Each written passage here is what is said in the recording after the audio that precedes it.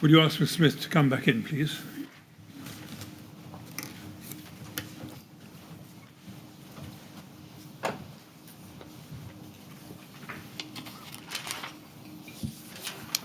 Right, Ms. Smith, ready to carry on? Yes, thank you, sir. Thank you very much. Yes, Mr. Millett. Yes, thank you, Mr. Chairman. I want to ask you some questions about the use of the RIFs in practice. Can I take you, please, first to paragraph 32 of your statement? You will find that on page 9, I think. Page 13. The RIF stored information about different types of incidents, you see. Yes. And what CROs should do in the relevant circumstances. Then you go on, and then in the middle of the paragraph you say, I was seconded to CFOA shortly after the amendments to the FSG RIF in 2011, and so I was not able to observe its success in practice for any significant amount of time. The intention was to use Call Coach to confirm the embedding of this RIF. On return from my secondment to CFOA, the RIF had been changed. Now, the RIFs went live, as you told us this morning, by reference to that email, on the 23rd of February 2011, but you weren't seconded to the CFOA until September 2012, about 18 or 19 months later. That's right, isn't it? Yes, it is. Yes. So it's not shortly afterwards, is it? You weren't seconded? No. No. So we delete the word shortly from your paragraph. Now, does that mean that after the RIFs went live in 2011, you didn't do anything before September 2012 to observe whether they'd been embedded in the control room operators' minds in practice? Not personally, no. Not personally, not at all. No, again, the review of FSG and high rise continued. My own personal review of all high rise incidents continued throughout that time until the time I left for CFOA. So I suppose you could say I did it through that. I see. So when you said not personally, in fact you meant not institutionally, but personally. Yes. Right.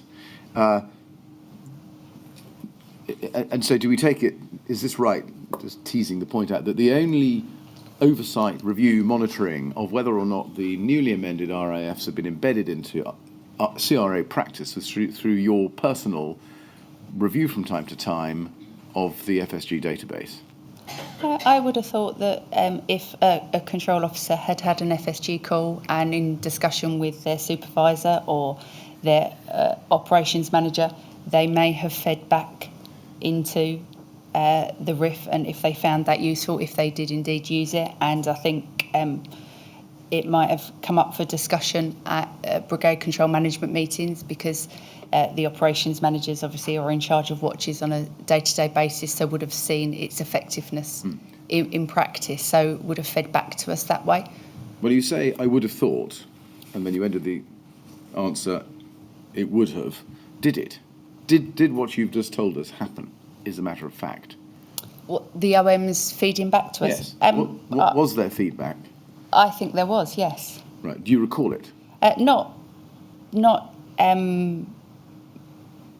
really. I think there was discussions at Brigade Control management meetings. I think when I was gathering evidence for this, I saw a few emails where OMs had fed back on the RIF, and I think that might have added to the change that took place in 2013 as well.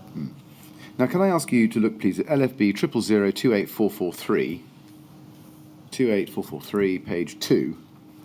This is an email run in July 2011, so after the amendments to the RIFs that took place earlier that year. It's an email from Steve Perry, 21st July 2011, to Lindsay Turner and to you. And it starts, Hi Lindsay, Joanne, further to yesterday's BCMM and the issues that were raised regarding the recent fire survival training package. Having reviewed the modules and discussed with AOMs and some CROs on number 2 watch, I have the following observations.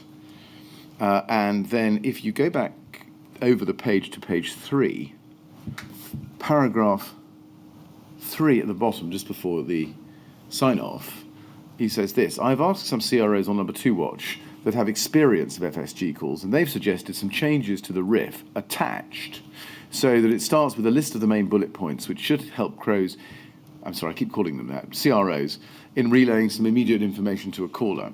That said, the CROs believe it would be very difficult to concentrate and read the FSG RIF while talking to a distressed caller, having to scroll through it to find the pertinent questions when you have someone on the other end of the line could divert your attention elsewhere when your focus needs to be on the caller. Bullet points at the start of the RIF may help. Do you remember that concern about the usability of the RIFs for FSG calls being raised with you in July 2011? Not specifically, but I would imagine we would have taken feedback from CROs and from the RIFs, and I agree with Steve Perry and what he's saying, that the RIF is there as a guidance document. It is extremely hard when you're talking to a caller and employing active listening and mobilising fire engines and taking down all the details that a caller gives you to then read a detailed RIF. Did you do anything, to the best of your recollection, in response to this feedback coming back to you from Steve Perry? I can't recall specifically, but it would be unlike me if I didn't act on an email or some information stating a change because control officers have not found it useful. I mean, your more experienced CROs had identified the use of the RIF while talking to a distressed caller as something of a problem. Did you take that as a prompt to organise some training for CROs so that they could handle that better? No, because as I've said before, we didn't believe that the RIF was a document to be followed while you were dealing with a caller and engaging with a caller. As I've explained, there's several, you need to multitask and you need to employ active listening to engage with the caller and listen to what they're saying. So reading a document that had quite a lot of detail in wouldn't have been easy, as they've said there, or possible, which is why the RIF was designed as an aid memoir with just some bullet points and some prompts to assist the control officer in a particular phase of a call. I see. So when you say the RIF, as you told us before, the RIF was not a document to be followed while you were dealing with a caller, do you mean that it wasn't a script but an aid memoir? Yes. I see that.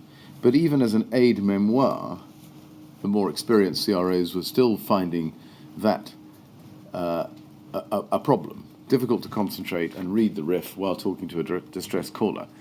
I would say all CROs would. Right. Maybe depending on the type of calls they were dealing with. Yes, but if it was a problem for all CROs, perhaps dependent on what calls they were dealing with, why not give them some training on how to do the multitasking, talking to the caller on the one hand and using the aid memoir on the other, even if not treating it as a script? I think control officers undertake that role every day when they're talking to callers on each and every call. So I don't necessarily think training them to take a call, take the caller's detail, listen to the pertinent information, provide them with advice and guidance, mobilise fire engines, and then be able to read. That's something that they do normally. As I've tried to explain, the RIF is just there. Maybe you get stuck at a certain point in a call that you might want to revert to just that point. So just reading a couple of bullet points might prompt you to go down that questioning technique. Maybe it was just to re-familiarise themselves with, after they've done the assessment, to look at the protect element and just have a read of that and what questions they could ask for the protect. But it really is only a prompt if they need it during a call. Well, in the light of that answer, I've got to ask you, did you go back to Steve Perry and say that his concerns were misplaced? Or did you agree with his concerns and seek to do something about it? I think I agreed with his concerns. But didn't seek to do anything about it? Like I said to you, it would be unusual that I didn't react to an email following feedback to improve the documents or the RIFs that control officers use. We haven't seen an email back to him from you. Maybe Lindsay responded and Lindsay and I had discussed it, or all three of us had discussed it in a meeting, and Lindsay, because a lot of this is pertaining to the training, she responded on our behalf, and maybe spoke to OST too, because they were still the people that updated the RIFs. We do have a response, although it's not in fact from you. What happens to this email, as we can see from page 1, if we can go back up to page 1 and look at the foot of page 1, is that you send this email on to Scott Hayward on the 29th of August 2011, some 6 weeks later, in the context of your review of the FSG training. We'll come back to that in due course. But we haven't seen a specific response from you saying, thank you, Steve, we'll take that into account, or anything like that. So I asked the question, do you think you did? No, the main content of Steve's feedback was training, so I would imagine Lindsay or OST would have responded to that. Now, can we go to paragraph 33 of your witness statement, please? On page 13. You say, 14 at the top. You say there, after the Lackland House fire, I recall that it became mandatory for CROs to look at the RIF when conducting an FSG call. However, I recall that Vision created additional challenges when opening the RIF due to limitations with the screen space available. And then you go on to explain the work that was done to remedy that. And then in the last line of the paragraph you say this: however, it was still difficult to open the RIF and have simultaneous access to information on the mobilising system in 2017. This would have been particularly challenging with a large volume of calls combined with a large incident. Was that something that you were aware of before the Grenfell Tower fire? That It was opening difficult. and accessing RIFs was difficult. Well, what you say there in the last two, let me try the question slightly differently. You say two things in those two sentences. It was difficult to open the RIF and have simultaneous access to the information on the mobilising system in 2017. That's the first thing you say. And then the second thing you say is that would have been particularly challenging with a large volume of calls combined with a large incident. Are those two things something that you knew before the Grenfell Tower fire in June 2017? Yes. Sorry, just to clarify, yes, I did know that opening the RIFs was difficult on the new Vision mobilising system. But no, I'd never envisaged that it would have been particularly challenging with such a large volume of calls if you're talking about Right. the incident at Grenfell. Did you consider any other workarounds, such as creating hard copies of the RIFs to enable CROs to access them on their desks? I think that was done at some point, but I'm not sure if that was before the fire. But whilst it was difficult, it wasn't impossible, and they did have access to the RIFs. I think initially when we went live, there was a lot of difficulties, and they weren't able to open them and access them as easily from their main screen. But I believe there was a fix put in place or a workaround, and they were able to access it. Do you know when that was? From 2016. Right. If it was 2016, why was there still a problem in 2017, as you say in paragraph 33? So just to explain that and to be clear, our mobilising system opened on a screen, but the RIFs weren't contained within the mobilising system, so you had to come out of that and have that displayed on a separate screen. That's all I mean with the difficulties. The access wasn't as easy as it was prior to the new mobilising system. That was a functionality of the new mobilising system. You say displayed on a separate screen. Do you mean a separate physical Yes. screen like this, or a separate screen, as it were, within the physical window? I believe in 2017 we were still using two separate screens to display the mobilising information. Right. And one of those would carry the RIF, would it? One of them you could access the RIF on that, yes. Yes, thank you. Can I now then turn to Action 14, which is development of Policy 790, Fire Survival Guidance Calls. And can we pick this up, please, in your statement, please, at paragraph 69.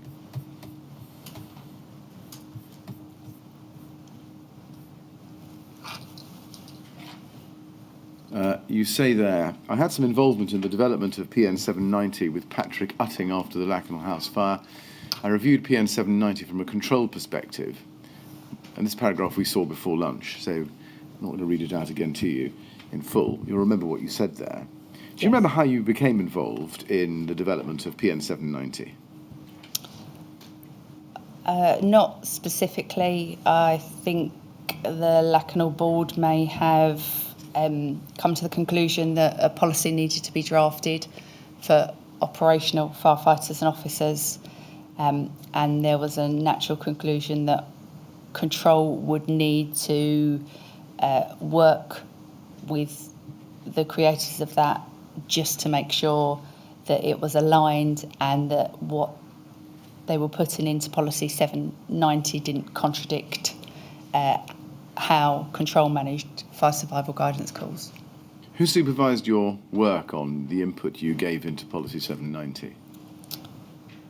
So I was just asked to input and update it and offer some considerations with Pat, and I worked with Pat to do that. But I think there was always a link back to the Lacknell team that I was working with, so Scott Hayward, Tom Davis and Tim Cutbill. Did anybody else from control assist you in your work on policy 790? That they may have done. I may have spoken to ops managers. I may have spoken to OST as well to get their input. It would be unusual that I wouldn't have consulted my peers and people that worked in the control room. What direction were you given regarding the purpose of the policy? What were you told it was for? I'm not sure I was specifically told what it was for. I understood that because of the incident at Lacknell, and there was a requirement to inform the operational staff how what to do and how to manage a fire survival guidance call on the incident ground. So your recollection is that this was specifically to address one of the coroner's recommendations arising out of Lacknell? No, not for me, because I didn't think the coroner had sat at that time when we were developing it. This was from the Lacknell board. Right. So one of the 34 actions developed by the Brigade before the inquest? I believe so. Now, can we look then at LFB 000282272? And this is an email of the 14th of October 2010 from you to AC James Knighton. If you go to the bottom of page 1, can you see, "Hi Jim. Yes. Brigade Control is currently updating their reference file information with regard to fire survival guidance, and we're trying to provide the control officers with more specific instructions to assist. From the, and if we turn the page, from the Lacknell Board Actions list, it shows a policy procedure is due to be written operationally for dealing with the FSG calls at an incident. Has any work yet to be done on this, and if so, is there information that, as the IC, they would like Brigade Control to obtain whilst talking to the caller?" Now, clearly, from the timing, this is October 2010, this was written before you'd started working on Policy 790. Yes. Yes. Do you know whether that was in response to, or do you know whether your working on Policy 790 was in response to this email? I don't recall. No, sorry, I don't recall. You don't recall? No. As you say, has any work been done on this? And was that what caught the attention of Jim Knighton to put you onto the job of assisting in the development of Policy 790? So I don't really recall it would have come from Jim Knighton, whether he would have had that conversation with Scott and Scott would have asked me. I really don't recall. Or maybe that during the discussions at the Lacknell board that they would have talked about a policy that they needed for operational staff, and I would have thought control should be included in that and wanted to be involved in it, so that might have started it. Yeah, and you say in your statement, paragraph 69, that we've just seen, that you reviewed Policy 790 from a control perspective, you say, to ensure that the words and descriptions were accurate. Now, that's what you say there. Can I just show you what Patrick Utting says in his witness statement? This is LFB 00118918, page 3, paragraph 8.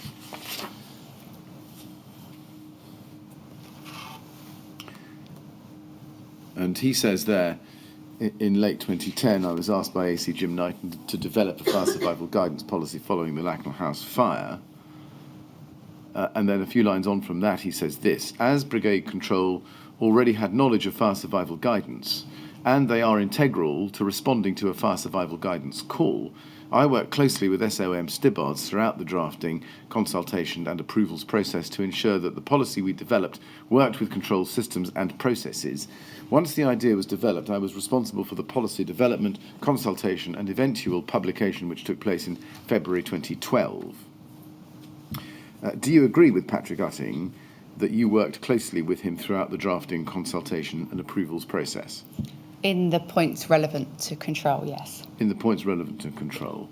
Can you explain in short what your method of working with Patrick Utting was when you went about creating a draft?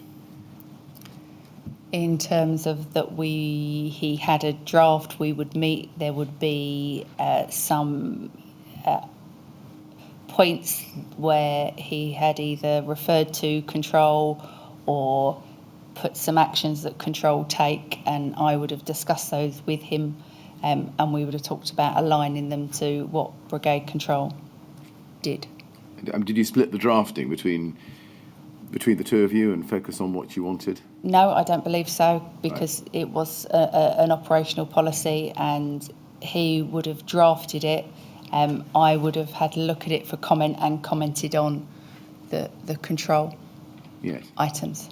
I mean, his evidence was that he took the lead. You would go around there on Wednesdays, essentially, and catch up, and that was the way you inputted. Does that accord with your recollection? It does. I would have been over at Union Street at a Lacknell meeting. We had weekly meetings on a Wednesday, and I would have seen Pat after. Seen that. Did you review all the drafts of 790 from a control perspective? Probably the ones I was sent, but I couldn't be sure that all of them.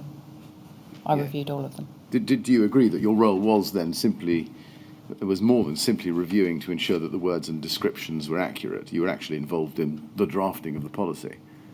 No, like I say, it was that the control actions were accurate, that they reflected what control did and aligned to how we managed it in control.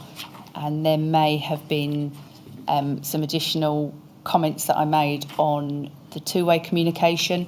So in terms of listing the communications method, we spoke last week about CSS and the access we'd got to CSS to pass information. So I may have added that in, but it was all functions that the control room had done and changed following the Lacknell House. Yes, I follow.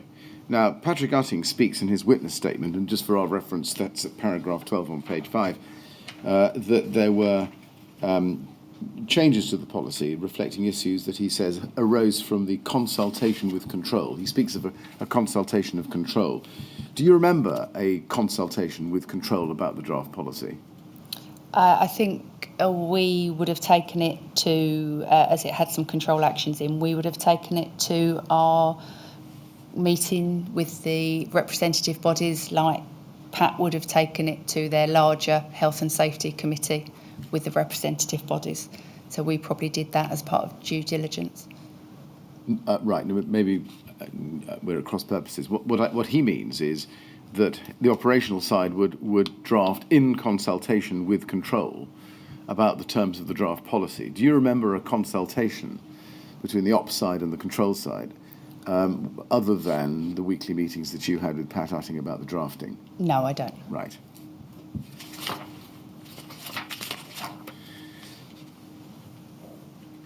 Now, can we go to paragraph 70 of your statement, please, at page 26? Paragraph 70. You say there, in answer to the question, please explain in particular whether the development of Policy 790 considered how the control room should handle multiple FSG calls that are received concurrently. And you say, as mentioned in response to question 6C above, multiple FSG was not a known phrase at the time of the development of PN 790, and so this was not considered. PN 539 covered all aspects of buddy control rooms and liaison with BT to manage call volume. I also wish to emphasise that PN 790 was not a control policy at this time. However, since the Grenfell Tower incident, multiple FSG is now contemplated in the current version of PN 790, which is jointly owned by control. Now, I'd like to examine a little bit of the origins of the drafting of Policy 790 against that background. Can we start, please, with the draft from the 23rd of January 2011? And that starts with an email that at LFB 000283001.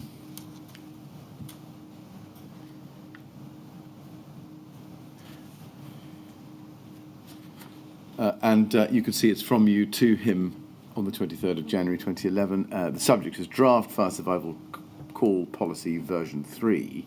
Hi, Pat. I've added the information relating to the MDT and a couple of other amendments to try and align to our RIFs. I've also made a comment relating to the prioritisation of calls, quotes unquotes. Hopefully we can arrange some testing next week for the MDT information. I would also like to give a copy of this draft to our training team at Brigade Control, who are currently working on our annual FSG refresher training, which should focus on this policy and our new RIFs. I will let them know it's not the final version, but hopefully we're nearly there. Now, just focusing on the sentence it says currently working on our annual FSG refresher training, which should focus on this policy and our new RIFs. Now, the timing, you'll note, is exactly 1 month before the rollout of the new RIFs, isn't it?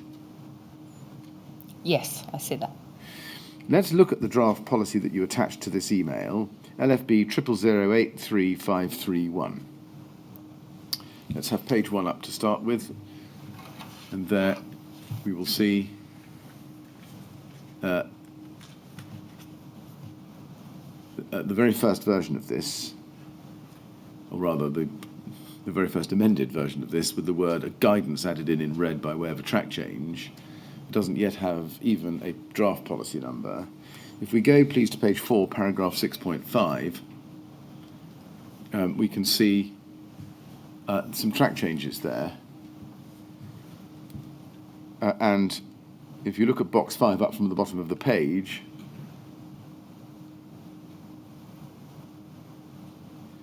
you can see that on the 15th of December, which you can't, I think, see here, you have to scroll to the bottom of the document. But if you go to the box in the pink next to 6.5, you can see that Patrick Utting inserted the following words: other personnel may be required to assist if a large number of calls have been received. Can you see that in red? Yes. Added in the track change. Now, that's in the context of the preceding sentence, which says, consider the early ordering of an additional CU to assist in dealing with the FSGs. Now, so you could see the track change, and you can see the comment next to it.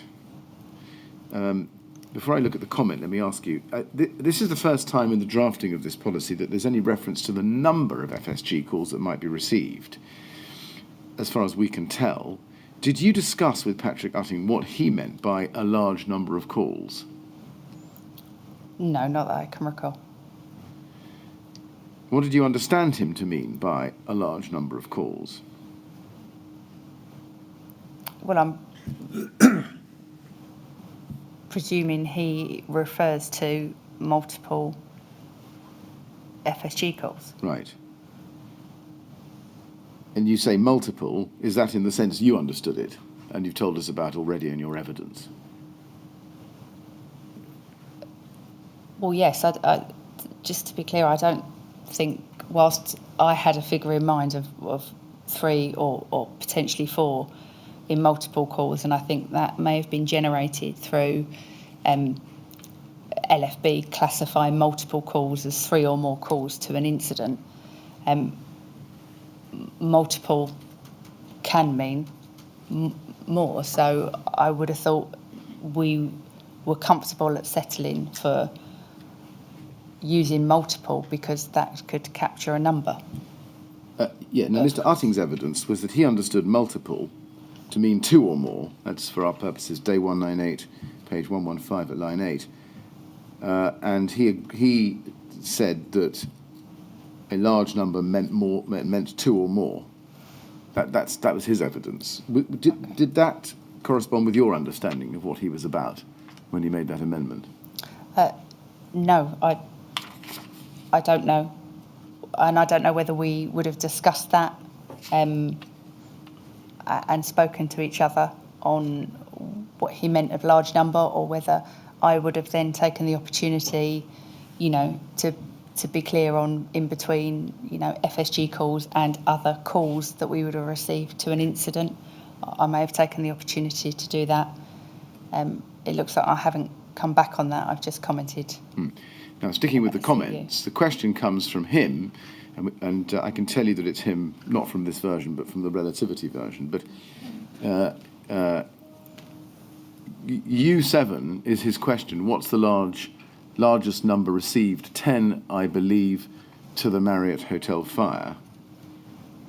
And then there's a comment, J8, in response. Do we need this now as we are going to order a CU on all FSG calls? Was that your response, J8? Yes, it possibly could be J8 if I've seen this document and commented on it, and I'm probably not responding to Pat's comment. I'm just at 6.5. It says consider the early ordering of a CU, and maybe by that time the decision had been taken to order a CU when an FSG call was received for additional resources, as it says on there. Other personnel may be required to assist on the incident ground, so right. That might have been just a comment to that. Now, given that Patrick Utting had raised the issue of the Marriott fire, which we explored on Thursday last week, yes, and you knew encountered 17 FSG calls. No, I don't believe that there were 17 FSG calls to the Marriott fire. Well, he says 10. Okay. There. So on the face of the document, he's telling you 10. Did you have a discussion about the number at the Marriott Hotel fire with Pat Utting at the time? I'm not sure. We might have done to discuss it. Did you have a discussion along the lines of multiple FSG calls being as many as 10? No, I don't believe so. I think, as I said, if it had come up in conversation, I probably would have discussed it, and we would have clarified that it wasn't 10 to the Marriott Hotel fire, but I can't recall. Let's then turn to the next month's draft, 9th of February 2011, LFB 000-83537, LFB 000-83537, page 1. We can see that's the first page of it. It's by now has the draft number, draft 155. And if you go, please, to page 4, paragraph 6.5,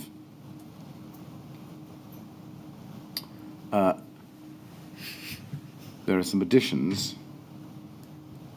and you can see them in track change, especially if control are dealing with multiple FSG calls. That's your addition, isn't it? You can't tell it on the face of the document, but perhaps I should ask the question differently. Was that your addition? I don't recall it, but it could well have been. It's unlikely to have been his. One can assume, can't one? Because if control are dealing with multiple FSG calls, it is a control room input, isn't it? I agree, but this is referring to additional support on the incident ground to manage the information we are providing to them. So it could well have been his update. We did share and discuss FSG calls and the impact in control. I would have liked to have thought I'd had some. Now, influence over how he understood the operations in control to work. if you look at the last sentence of paragraph 6.5, it says, control has experience of handling up to 5 FSGs relating to a single incident. Did you add that? No. Is this the copy that you showed me that I deleted and added in multiple? Well, this is a difficulty. We don't know which draft shows the addition of these words. Pat Utting's evidence was that sentence would have come from control, in other words, you. Are you able to help us? Why or who added these words and why? No, I don't think I can. And I just assumed when I read that you'd shown me the later version where I'd removed up to 5 and added multiple to reflect that we could take multiple calls. And I think there's an email that I said I want to share this with the training team. They may have commented and added additional information, but I don't recall adding up to 5. Sorry.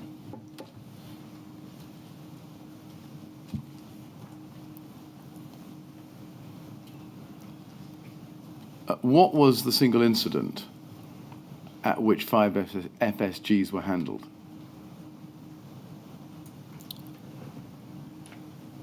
I don't know specifically. I think that's why I probably changed and removed up to 5 to multiple. Was that up to 5 Lacanal? Did the 5 come from Lacanal, where they were? Potentially. Right. Yes, potentially that could be. That might clear things up for you in terms of Pat might have added that. And did you remove the 5 and put multiple, whenever you did, in order to indicate that it might be or would be fewer than 5, or that it could be more? Yes, I would imagine that's why I did that. Which one? Both. Right. So multiple simply being any number, not limited to 5. That was what you intended, was it? Yes, I think we were trying not to be specific.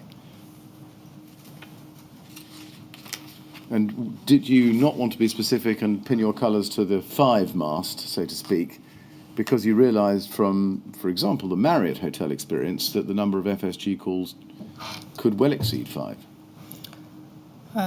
No, I don't recall having that and thoughts in my head. I just maybe would have read that and thought, well, 5 was specific. And there could be occasions when there may be more and could be occasions when there would be less. Did it occur to you that Policy 790 needed to prepare CROs for a worst-case scenario, and the policy should have used the highest number of FSG calls previously received in the control room's experience as a baseline rather than a maximum? So on the experience of Lacanal that this policy should have contained, that it did have, we had experience of handling up to 5 FSG calls. Sorry, that was a question to you. I didn't really understand your question you were asking. Apologies. No, it may be. It's almost certainly the fault of the question and the questioner. Let me try it differently. Did it occur to you that when identifying a figure, or even the word multiple, you should be using and training off the highest number of FSG calls that the control room had received, and using that as a minimum, a baseline, rather than treating it as a cap? No, I don't believe that occurred to us. The statement is true. 5 would have been the most FSG calls we had received for a single incident, but no, that didn't occur to us to train up to 5. Obviously, you've shown examples and evidence where we've used 4 in training. Now, I would like to go back, if I can please, to the question of vulnerabilities, but now in the context of this policy, Policy 790.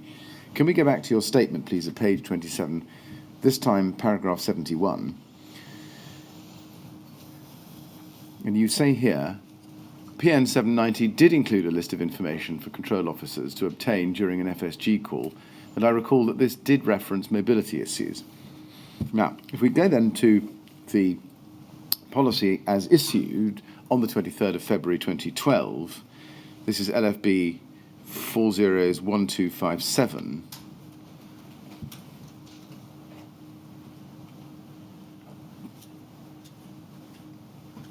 You can see it there. It now has the policy, new policy number 790, issue date 23rd of February 2012, and this is the one that was reviewed as current in April 14. 23rd of February 2012 was a year to the day after the rollout of the revised RIFs, as a point of chronology for you, right? Now let's go into the detail here. If we go to page 3, please, and look at paragraph 5.5, it says, Control will attempt to gather all the information on the control information form, see Appendix 2, and relay this information to the incident as and when it becomes available. And then you can see a list of bullet points of detailed information. You see that? Yes. There's nothing there about disability, mobility, vulnerability, illness, incapacity, age, pregnancy, or anything of that nature, is there? No. Why is that? Just because I believe that would have been drafted with the information collated from the control information form. So that's just a lift, isn't it, of what information is specified on the control information form. I don't recall adding that. I know it states that control will attempt to gather, but the control information form, I think, would have been already created, or they were creating that at the time, and that's just a lift of what is in the form. And the control information form is in fact an incident ground document, isn't it, as we've seen before? Yes, it is, yeah. And so when it says control will attempt to gather all the information on the control information form, does that mean that control will attempt to gather all the information from the caller that should go on to the incident grounds control information form? Yes, it does. So the words all the information on the control information form means all the information signified within the control information form format as necessary. Yes? Yes. Yes, I understand. Now, can we go to Appendix 2 on page 8, which is the control information form?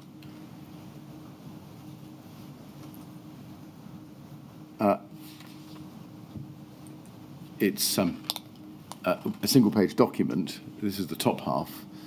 It's called Control Information Form. It is Appendix 2, and you can see the information identified in it. Premise number, number of persons within location, location within premises and access point, condition within premises, heavy smoke, stroke, fire, etc., proximity to fire if known, advice to caller from control, time call received by control, time updated, additional information. It mirrors exactly the bullet points that we saw in the main body of the policy at 5.5, doesn't it? Yes. Again, nothing there about disability, mobility, vulnerability, illness, age, pregnancy. Is there? No. Why not? I don't know. Whilst I recall a vague discussion about the control information form, and that when they created it, when operations created it, there was potential to be used for different incidents. So, for instance, if control were dealing with a large train crash with people trapped, that they could maybe use that as well to take down information. But that's all I don't recall I ever had any further input into development of the control information form. Given what we've now seen of the control information form itself as Appendix 2 and the policy covering it at paragraph 5.5, can you explain why you said in your statement that you recalled that policy 790 included a list of information which referenced mobility issues? I believe it did in the body of the document, does it not? Well, we've seen that, and it doesn't. I thought that was just on the specific bullet points for control. I thought within the body of the document it had that. But no, I can't explain that then.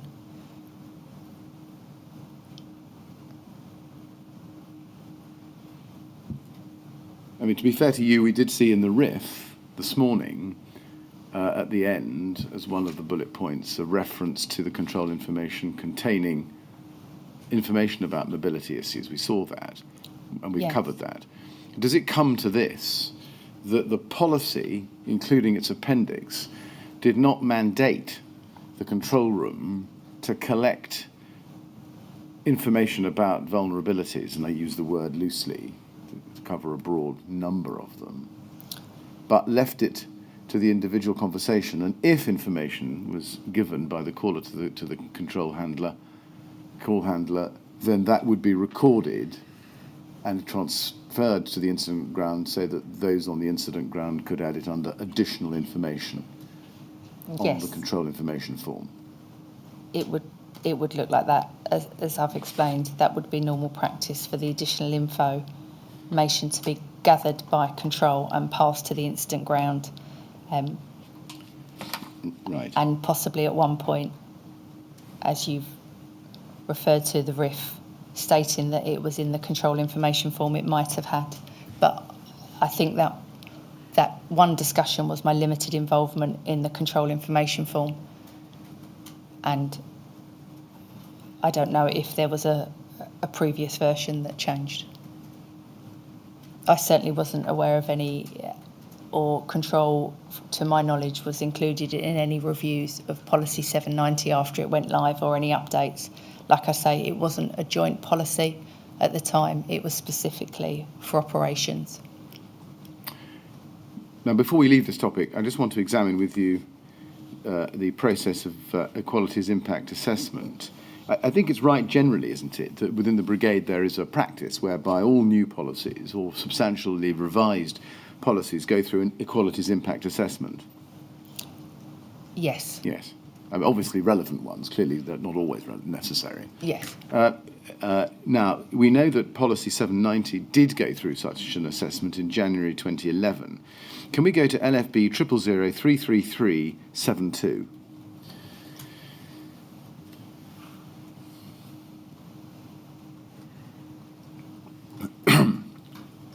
This is an email, if you look at the bottom of the screen, from Rebecca Howard to Pat Utting, and I think we need to pick it up lower down in the chain at page 2, at the bottom of page 2.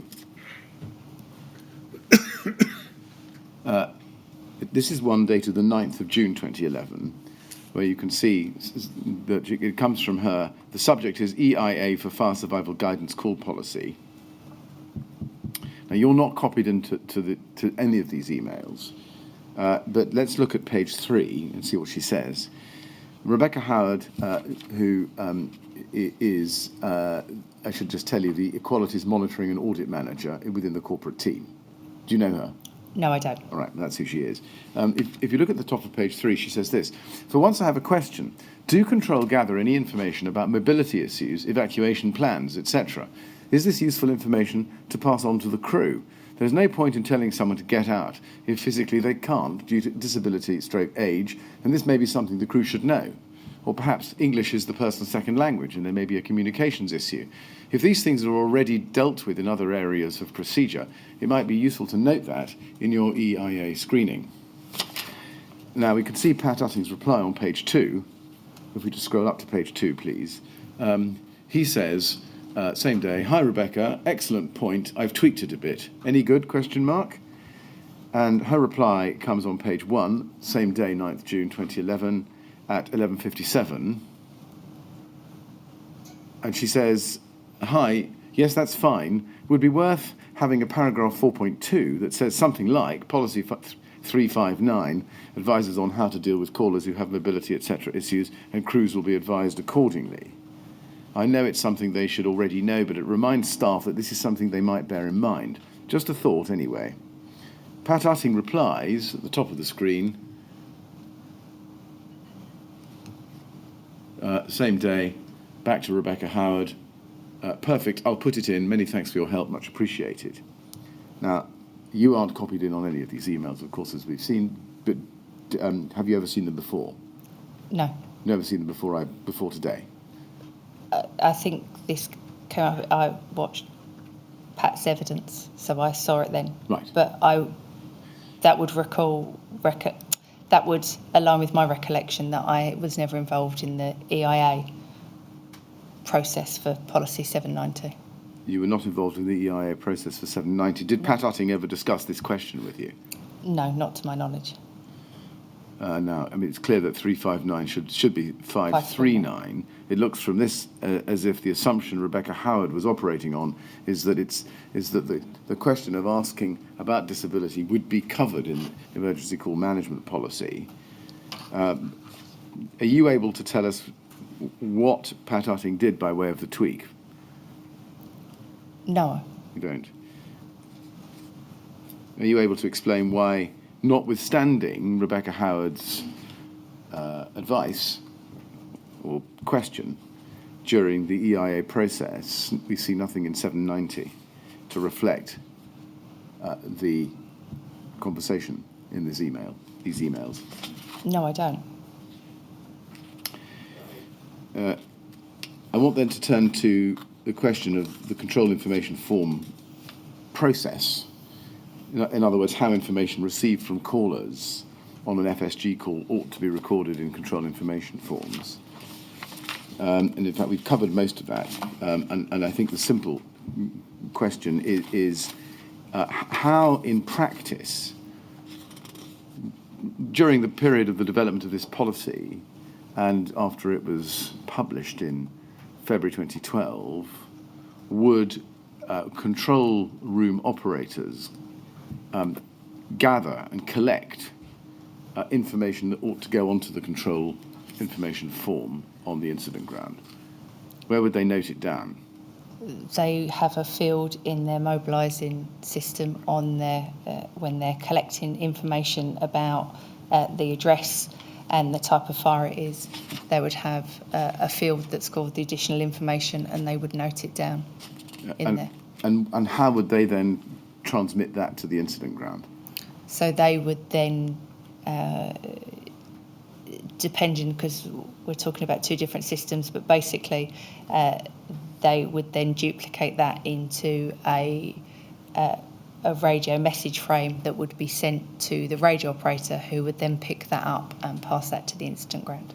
And on the night, that was Sharon Darby? Yes, it was, yes. Can I then ask you about training on policy 790? And do you remember an FSG testing exercise at the end of May 2011? Even vaguely? No. No? All right. Let's look at some documents. Can we go, please, first to LFB 001095538? This is a chain of emails relating to a fire survival guidance exercise on the 31st of May 2011. And if we go to page 2 in this email run, we can see an email from Christine Sharp to you on the 17th of May, bottom of the screen. Title, Fire Survival Guidance Exercise, 31st of May. Hi, Joanne. Please, would you confirm how much involvement you require from OST on the 31st? I am the training rep for the MUR and would like to be involved. Will need to move my rota around to accommodate it. Also, what time is it and location?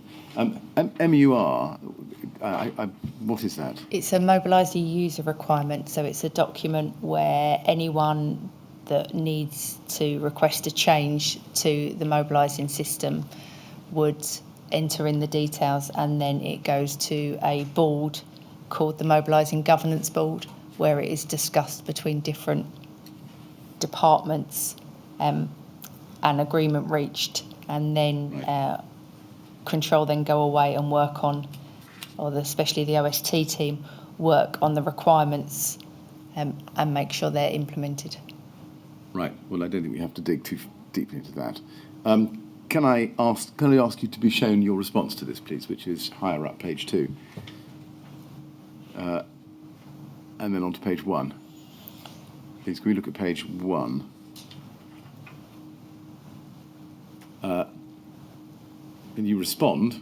Here's the beginning of the email, and then On to page 2, please, top of page 2. Hi, Chris. The FSG testing on the 31st would only require 1 or 2 individuals. In conjunction with Ops policy, we wanted to run through all the new additions due to be implemented following the go-live of the Policy 155 Fire Survival Guidance, including testing the direct dial number on the ICCS, the new ITC code for FSG, the control information pad, and accessing CSS. The idea being, if any of the processes are too complex or need tweaking, we can do before the major exercise on the 16th of June. I wanted to discuss with OST how best to conduct this, in what environment, etc. I'm sure all BCSM would be appreciative if you were able to volunteer and assist us with the testing exercise schedule. Pat Utting is attending from Ops Policy. He has drafted Policy 155. I think he's arriving at about 10 o'clock. Many thanks, Joanne. Now, the major exercise on the 16th of June 2011, Haygate Challenge, yes? Yes. Yes. So that was to be a separate and earlier FSG exercise, this one, to test the new FSG Policy 155 before the Haygate Challenge. Yes? Yes, it looks like it is testing the lines of communication we put in between control and the incident ground prior to the exercise, yeah. Right, and that is the next question. Were you testing the mechanics of communication, who spoke to what and the systems, as opposed to the content of FSG call handling, receiving information from callers and then transmitting that information to the incident ground?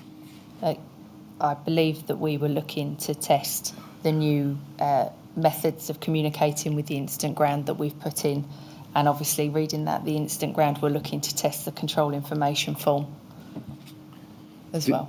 Did that exercise take place? I would presume so. Right. Do you remember what its format was? No, I don't. Do you remember whether there was any feedback? No, I don't, but if Pat was attending control to witness this, he may have taken that feedback. Do you remember whether the exercise resulted in any changes or suggested changes to Policy 790? I don't know. Turning then to the question of training within control on Policy 790, can we look at paragraph 46 of your witness statement at page 18?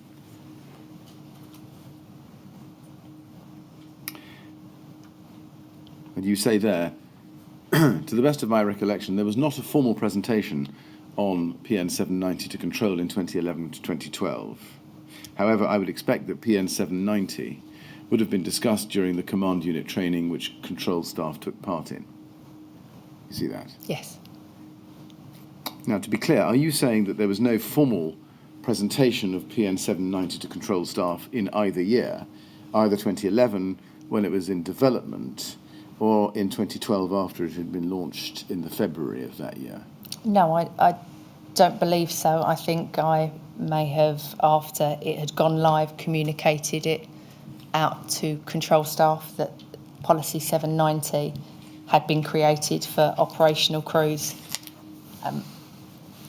And when the workshops took place, as I say, the command unit training, because that covered operational staff as well as control staff, I believe PN 790 was discussed then.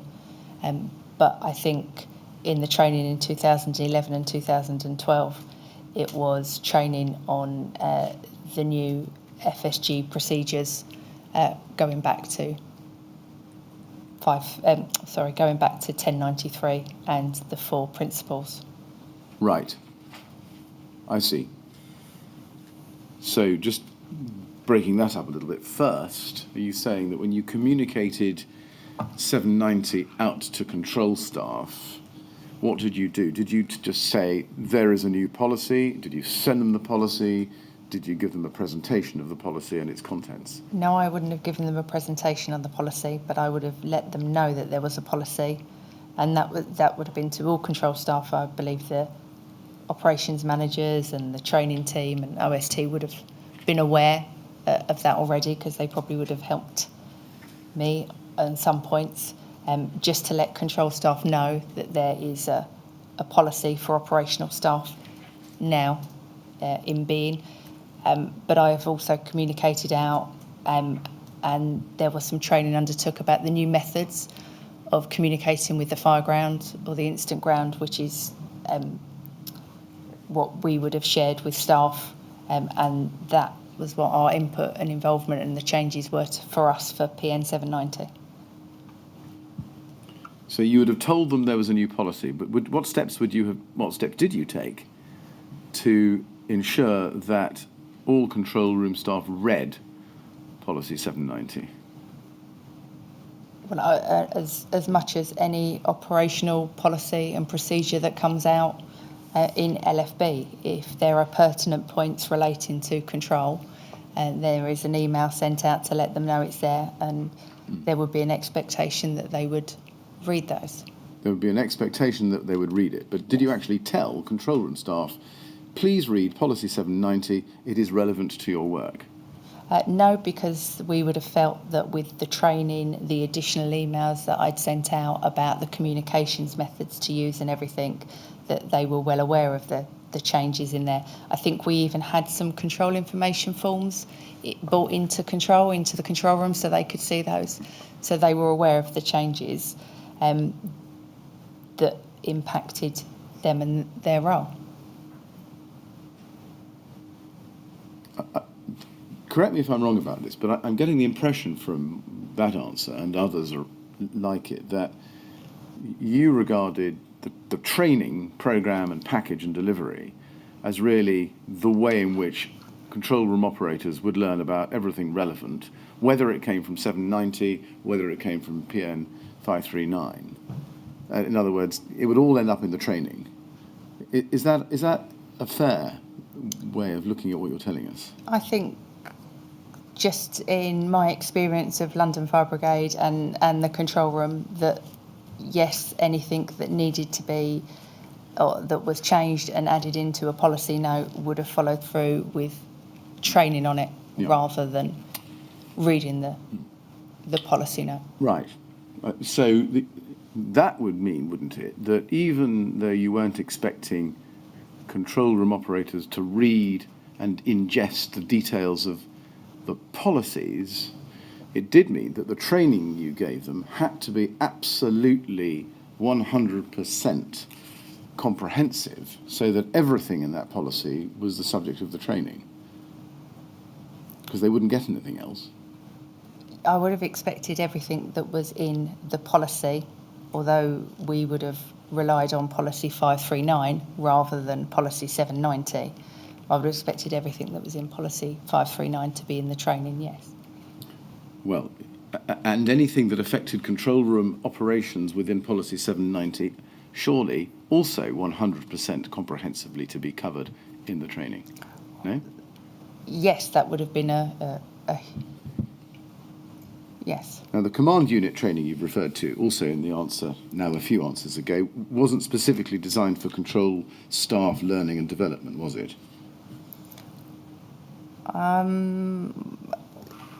So as I understood it, it was designed jointly, and that's why we took the lead in it. Otherwise, if it was just purely for operational staff and command unit staff, they would have taken the lead on it. But it was designed, created and organised by OST and the training team. So yes, I think it was designed jointly for both control and command unit officers, and it was later expanded to operational senior officers. Can we go please to LFB 55191, page 28? And what I'm going to show you is Scott Hayward's first witness statement at paragraph 78.2.2, just in light of that evidence. He says there, the LFB introduced training for all command unit staff and associated station managers. Issue 20 of Operational News, published in November 2011, contained an article on the FSG policy, which was to be published later. And issue 24, published in March 2013, included mandatory training for all operational watch-based staff, SHX. This was not training for control officers. As part of the training, command units came to the control room in Merton and took part in exercises about issues such as two-way communication between control and the incident ground. It took about 2 years for all command unit crews to complete this training. That's what he says there. And he confirmed in his oral evidence that the command unit training was not for control officers per se. Do you agree with that? No, I don't. I think that initially it started with a joint exercise between control and the command units with input from control. So control would attend, they would have a role play exercise where the command unit operatives or trainers would input FSG calls to control. They would then gather the pertinent information and then send that information down to the command unit, and that's how it worked, I believe, for a number of years. Well, I just want to see how much you agree with what Scott Hayward says in the sentence. It's 5 lines down in this paragraph. He says, "This was not training for control officers." Do you dispute that?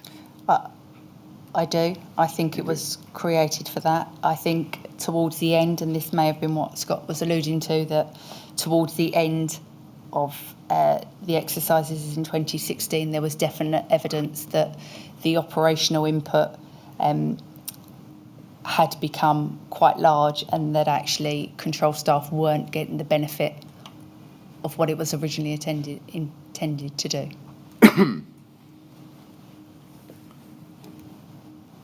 Now, when you came back from the CFOA in 2015, moving ahead a few years after this, did you do anything to ensure that refresher training was given on PN 790, even though no training appears to have been given specifically on the contents of the policy when it was launched?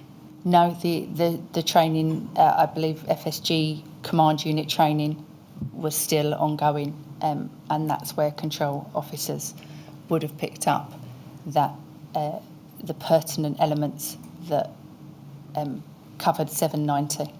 Right. But that was all, I think the command unit training covered the exercise of communicating what control room officers knew to the incident ground, didn't it? It doesn't cover the exercise of obtaining that information from the caller. Originally, I believe it did, yes. I believe there were scripts. And like I say, that control officers were asked to perform role play, gather that information and then pass it to the command unit. Now that's scripts in 2010, isn't it? March 2010 and September 2010, when the existing staff were trained on the first on the first FSG trainer-led sessions after Lacanal.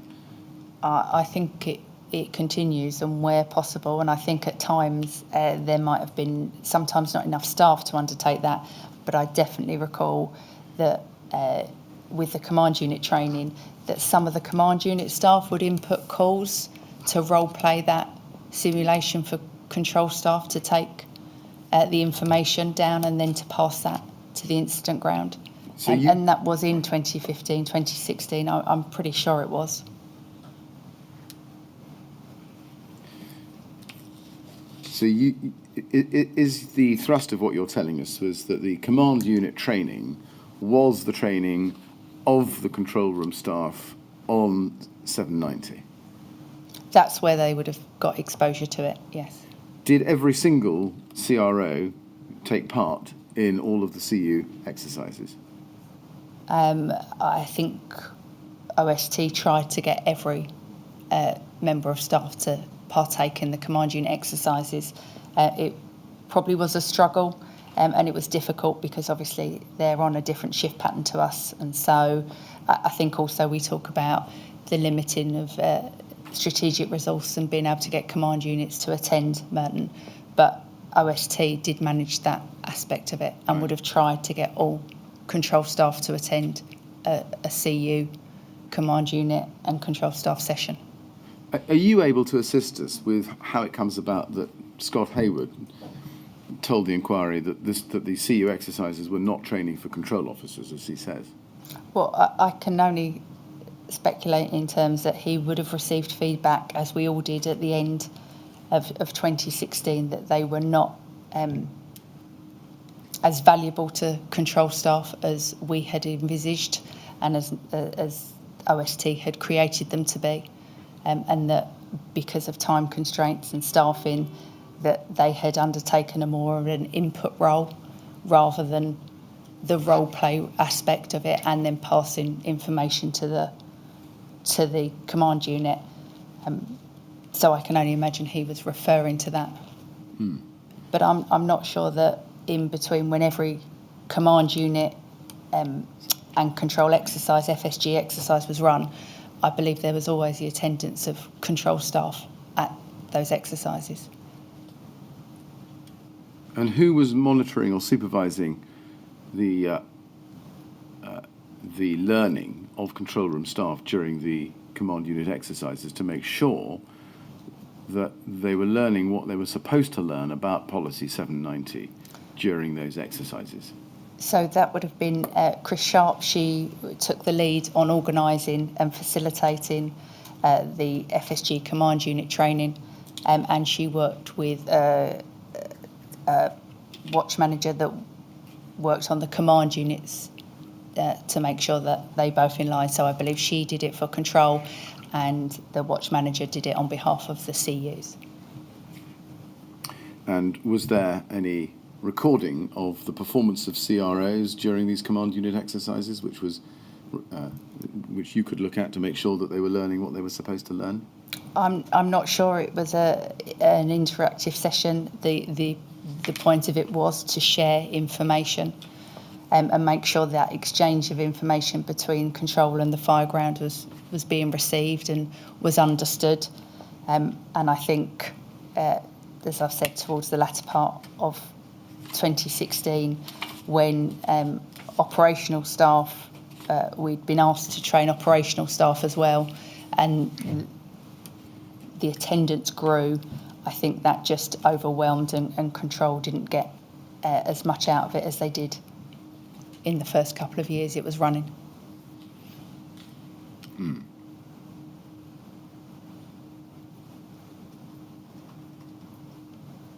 Can I then turn to the question of training?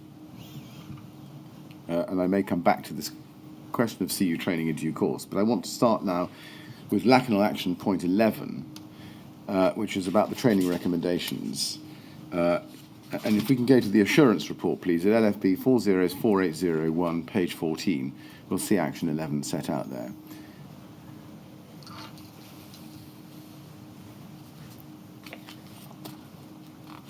And it says, deliver initial fire survival guidance training, which complies with national guidance to control room officers, CROs, in order to develop the performance of the CROs when handling FSG calls. And then it, in the first paragraph, it has a final sentence which says, these training presentations were initially delivered to all control staff between July and September 2011. Now, that's there. We can come back to it in due course. Can we go to paragraph 44 of your witness statement at page 18 next?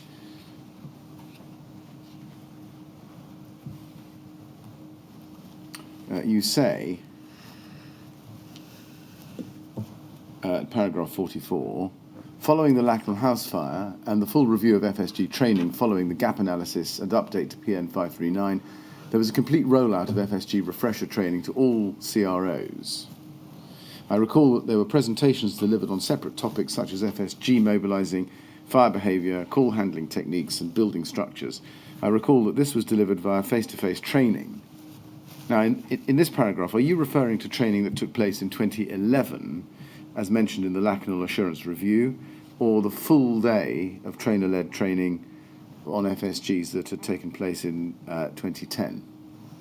I think I'm referring to 2011 with all the changes that we'd been asked to make following the Lacanal House Review. Right. Then let's take two steps back and look at the training in 2010, first of all. Mr. Chairman, it's 3:15. This is a subtopic. Before I explore it, I would invite... You'd rather have a break now, would you? Well, no, but it's a convenient moment for one. Well, let's have it then, yes. I think we'll have our afternoon break now then, Mr. Smith. So we'll stop now. We'll resume, please, at 3:30. And again, please don't discuss your evidence with anyone while you're out of the room. Thank you. Thank you very much.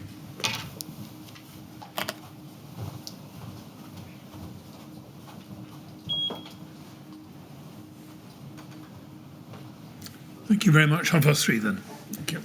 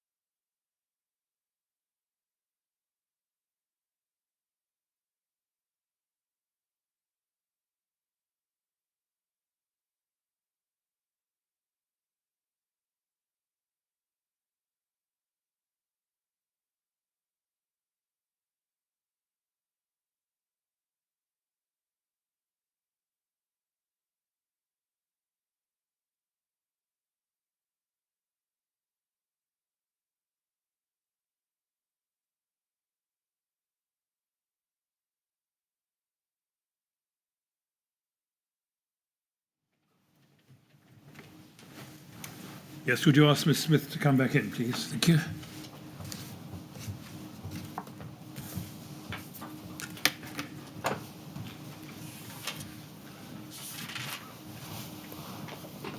All right, Thank you, you sir. ready to go on? Yes. Thank you very much. Yes, Mr. Billy. Thank you, Mr. Chairman. I'd like to explore the roles of those responsible for developing FSG training in 2010 to start with, if I may, please. Can we look at paragraph 45 of your statement, page 18? And you say there, Chris Sharp and Nikki O'Shea were responsible for the creation of training packages. In 2011 to 12, my involvement in this training was to review and comment on training packages in my role as an SOM, and due to my involvement in the Lacknell House report along with Scott Hayward as a POM, Lindsay Turner was the line manager for training. And at paragraph 47, underneath the question, you go on, well, I should read you the question. It says, please explain how this training was deemed to comply with national guidance for control personnel, in particular Fire Service Circular 1093 and the accompanying Home Office guidance entitled Making People Safe as confirmed in the Lacknell House Board meeting 15th September 2010. Now, you say there, this would have predominantly been Lindsay Turner's role as the line manager for OST training and reporting to Scott Hayward as the POM. And then you say something about the scope of the gap analysis. And then at the bottom of the page, I was not involved in the subsequent drafting of the new training package, as this would have been the responsibility of Lindsay Turner. But I did attend the training when it was rolled out to staff to ensure that it complied with national guidance and the gap analysis, JS8. Let's look at JS8, LFB 001211239.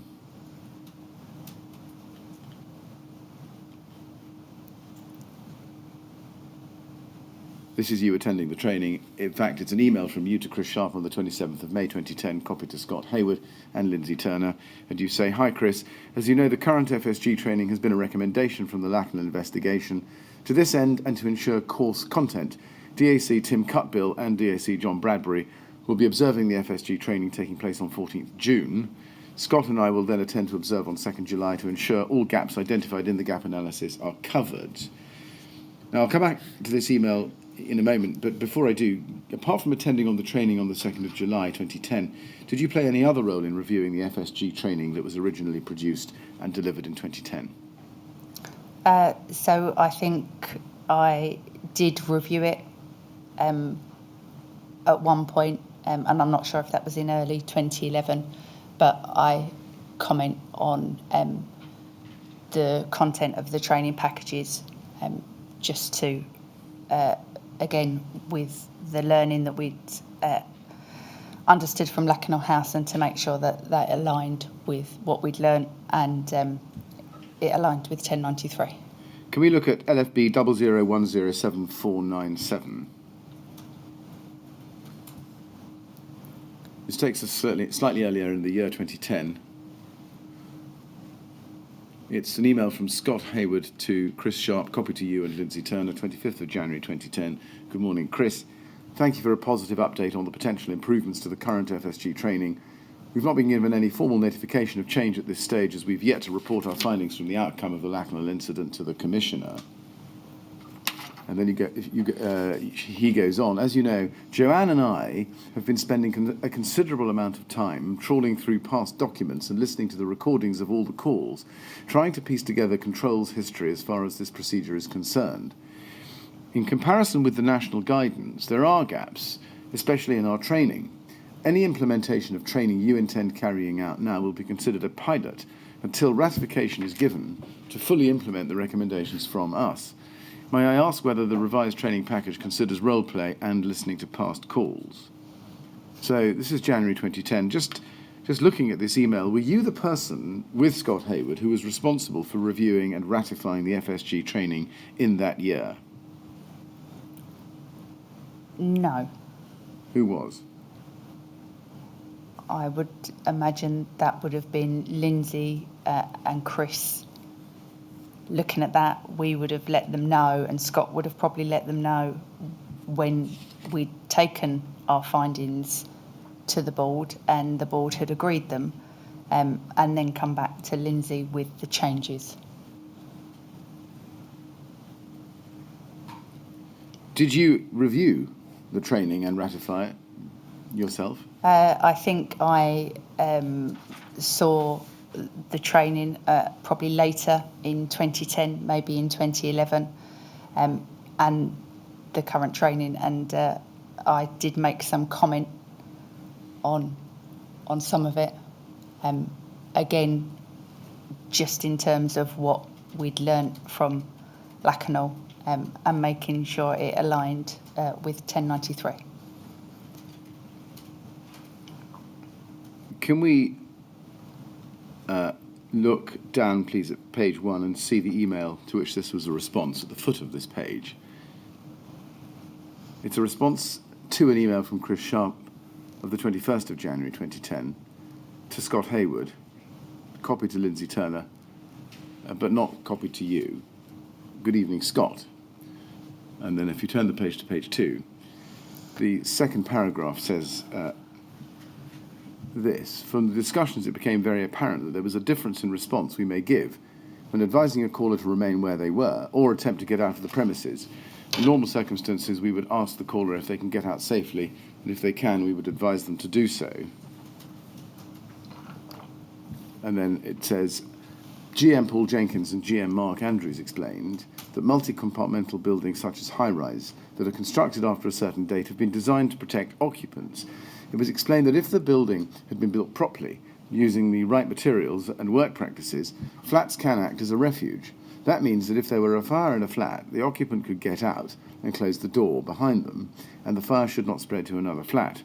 Conversely, if there was a fire in a communal corridor, the occupant should be safe to stay in the flat until the arrival of the brigade. It very much depends on the build specification. At this stage of the discussion, we concluded we needed guidance on what we tell control staff to say. Do we get them to get out?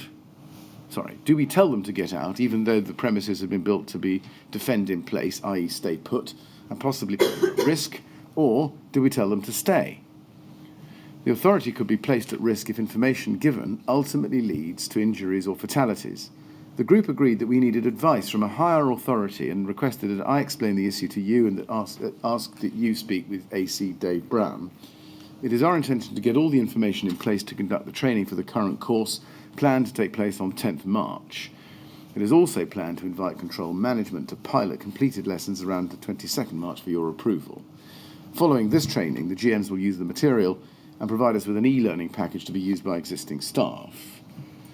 Now, I've read that in full to you because there's a lot in it, but in short, was the concern that Christine Sharp raised there about the stay put advice to be given by control staff and what training they should have on that, was that addressed in the new training? So it looks like Christine is raising those concerns.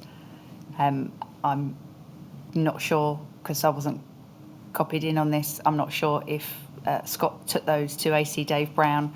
I do remember and recall from the conversations with the Lacanau team that were investigating that stay put was the appropriate advice to use to callers in high-rise buildings.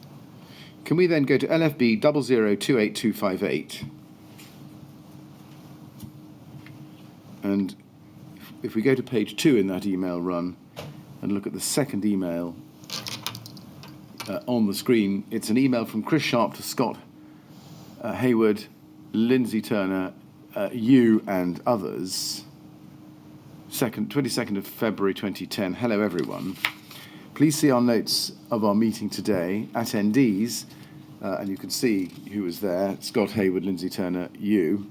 Background, POM Scott Hayward explained the background for the need for more fire survival training, and that elements identified in the gap analysis between 1093 and BCTS training have to be covered.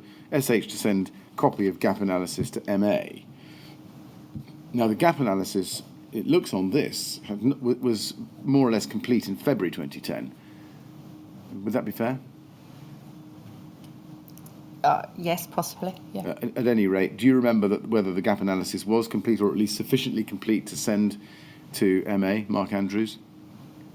I would have thought we would have had, yes, a good idea of what was in the gap analysis. We probably would have completed it. and it was just a case of going back to Tim Cutbill and Tom Davis, just about any amendments that they thought would be appropriate with their experience of the Lacanal board and their investigations, yes. Is it right that this meeting was to discuss fire survival guidance training and the package to be created? Potentially, yes. So does that tell us that you were part of the decision-making about devising the training to address the gaps? No, I think that tells us that as a senior operations manager in Brigade Control, along with Lindsay and Scott, that I was included in the meeting, and possibly because I'd worked on the gap analysis with Scott. Yes, and what was the point of you being there, unless it was to be part of the decision-making process about what training should be introduced to cover the gaps you had identified? Well, like I say, we were a team. Often our work streams crossed over, and it wasn't unusual in any kind of meeting that all three of us didn't attend. We would often attend, all three of us, whether it was my work stream or Lindsay's, because there would have been some takeaways, or one of us would have been able to add some value.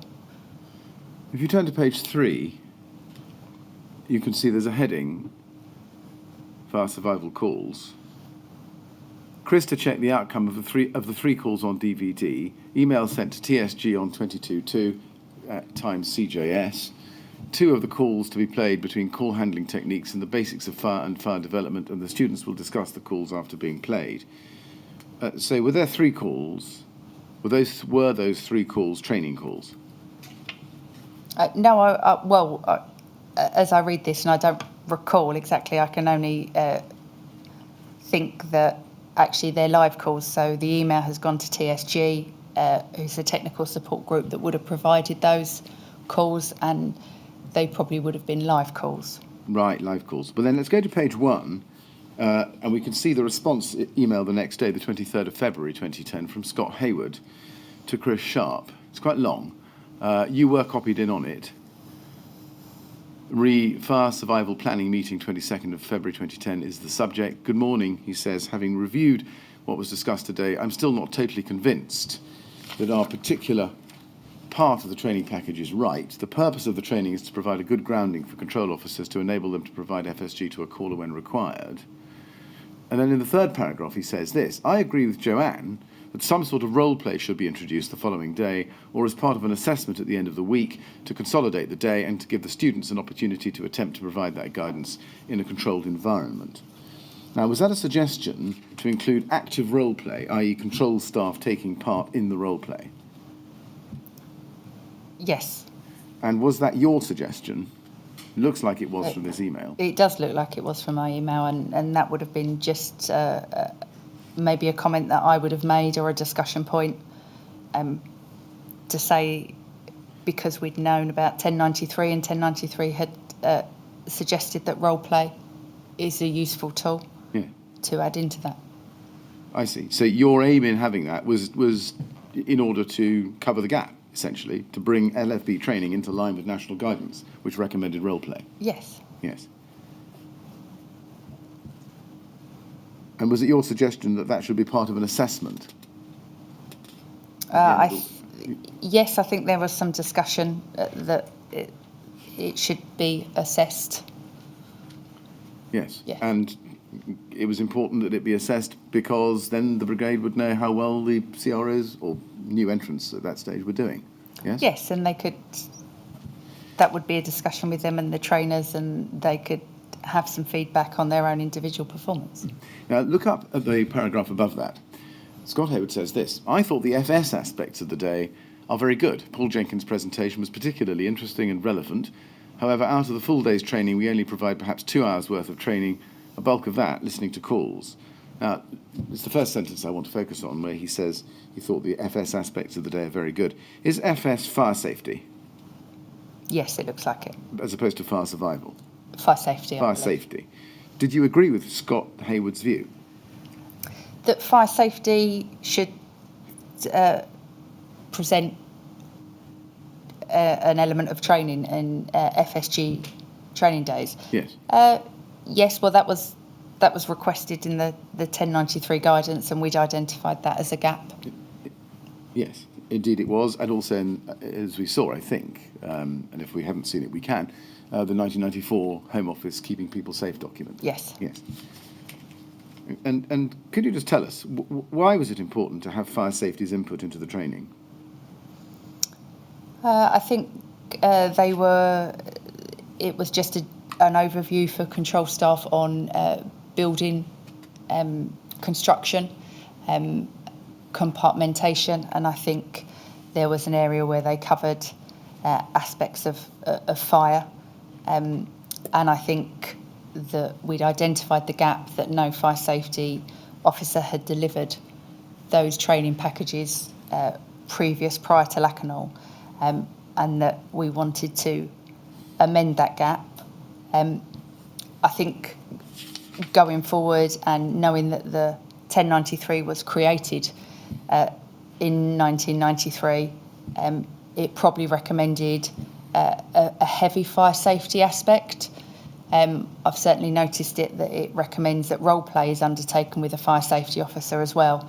And I think perhaps that doesn't account for the sort of some of the other learning about the incident ground and what happens in fires that Control have undertaken since 1993. But yes, that's the idea, was to bring it back so fire safety delivered a presentation. Right, thank you. Now, can we look at LFB 3039455? If we start on page 3 of this email string, you can see that this is an email of the 25th of February 2010 from Steve Willett, who was part of the training team, fire safety training team. And he says, "Hi Chris," it's to Chris Sharp. He sends the presentation. He says, "Hi Chris, please find attached a copy of a presentation for Fire Safety Day on building design and concepts.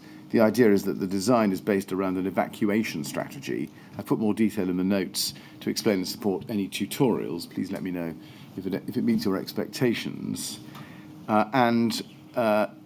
If you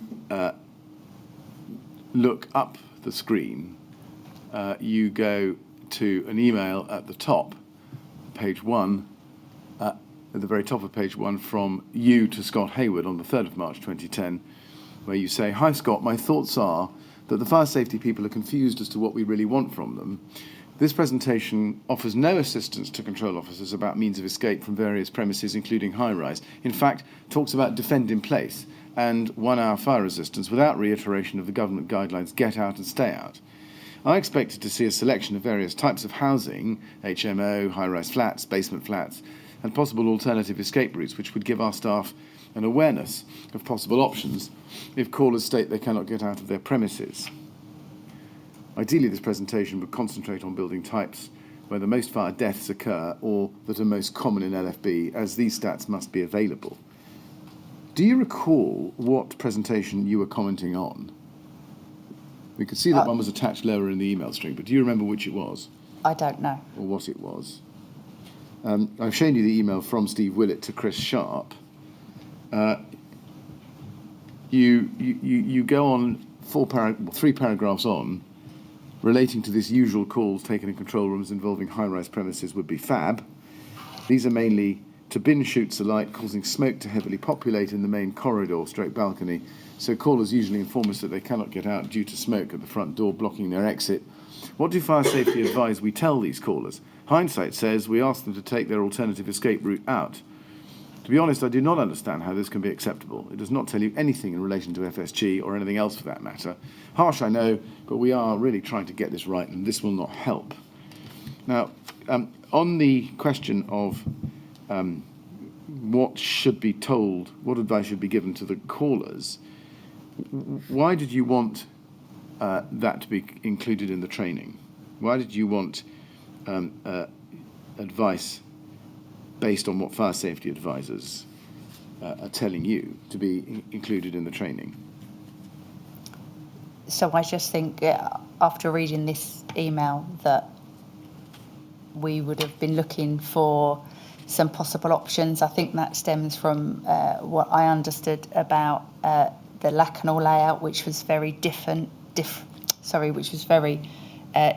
to what control officers had experienced or had an understanding of. So we wanted to make sure that various types of housing and options were available. And actually, I think at Lacanau they'd talked about balconies running through the building, and I think our focus was on that there are potential escape routes that people don't often foresee and that we should ask. I see. And were you expecting amendments to be made to the training in order to point up what you've just identified? I'm not so much amendments. I'd imagine like the various documents that I've commented on, that Scott would ask me to review those just as part of my role and provide some comment to him on those. And I've obviously done that with this one, which I would have expected. Right. I'm not sure if Lindsay was copied in. I usually used to copy Lindsay in as well, as she had responsibility for training, so we might have discussed it further from that. Do you remember whether changes were made to the training as a result of this exercise? I don't, but I would have liked to have thought that actually it did accommodate various types of housing, and it was clear. I think from that I'm just concerned that control officers were getting a mixed message, and I wouldn't have wanted that. Can we go to LFB 000086228? This is the training that we understand from Scott Hayward was in place in 2010. This is one of the number of presentations that were generated in that year. Was this one that you reviewed on the 2nd of July 2010 when you attended the training day? I couldn't be sure, but if that correlates with the email and the time I've sent that, then that may well be it. It's entitled Building Types and Concepts. Can we go to page 5?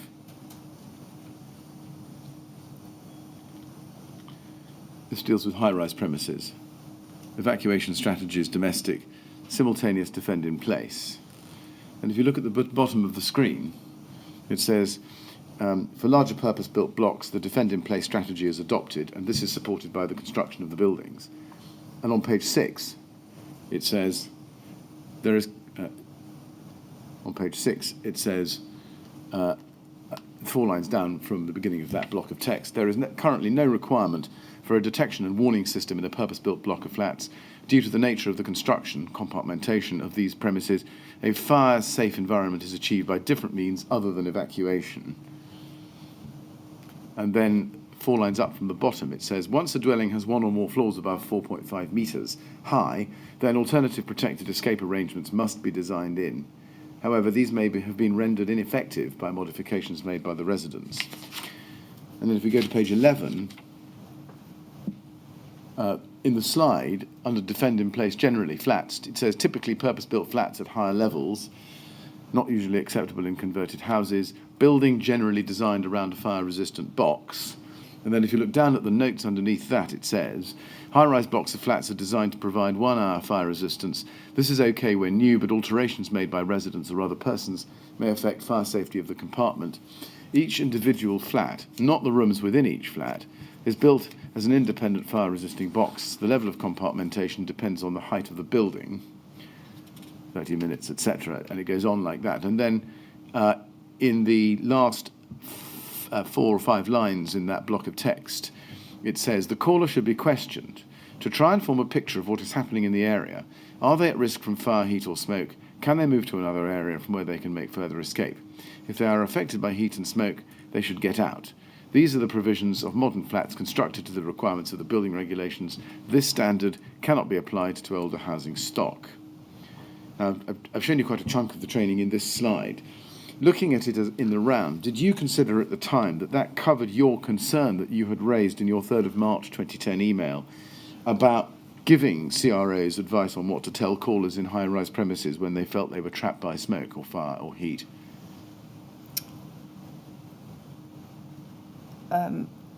No, I'm not sure. Is this is the presentation that I comment on, or do you think this is the one that they've amended? Well, I'm asking you. I'm sorry. I'm apart from my comments on that, I'm not sure where Right.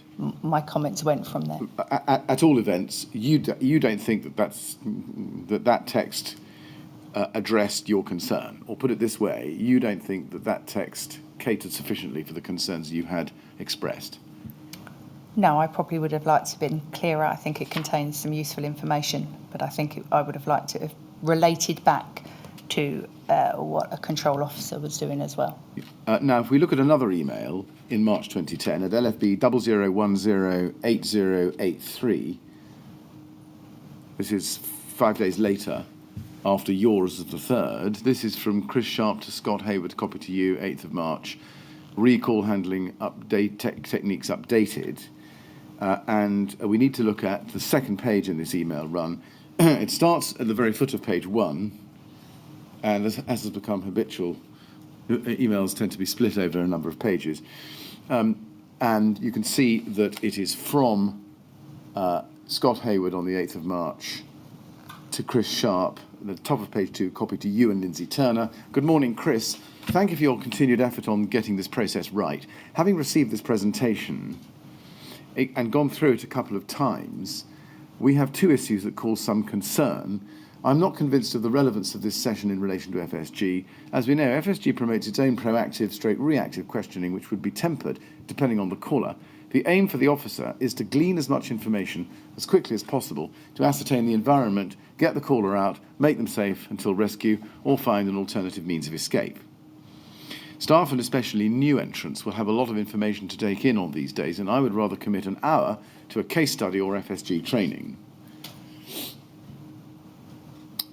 Do you agree, or did you agree at the time, with these views expressed as here by Scott Hayward?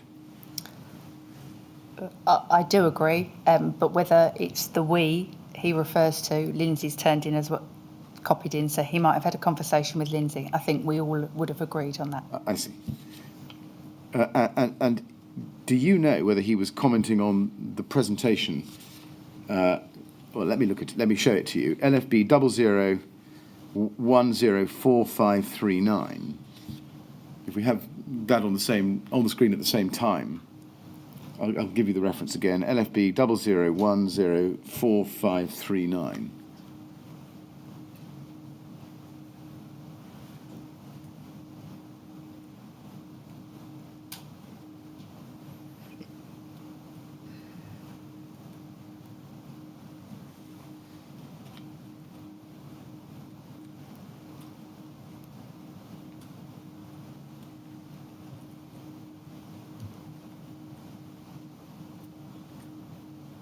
Thank you. Now, this one is called Call Handling Techniques, and we've been able to identify that this has been modified on the 9th of April 2010.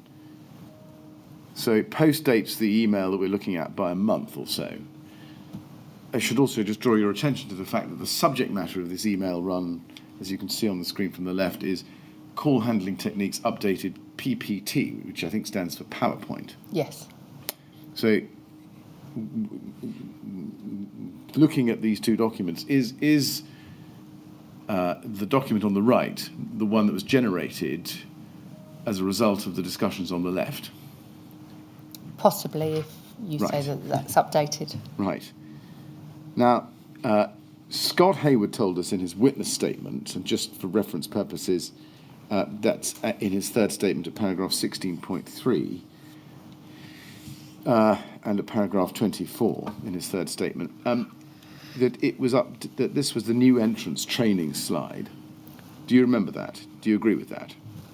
I wouldn't recall that. I don't remember.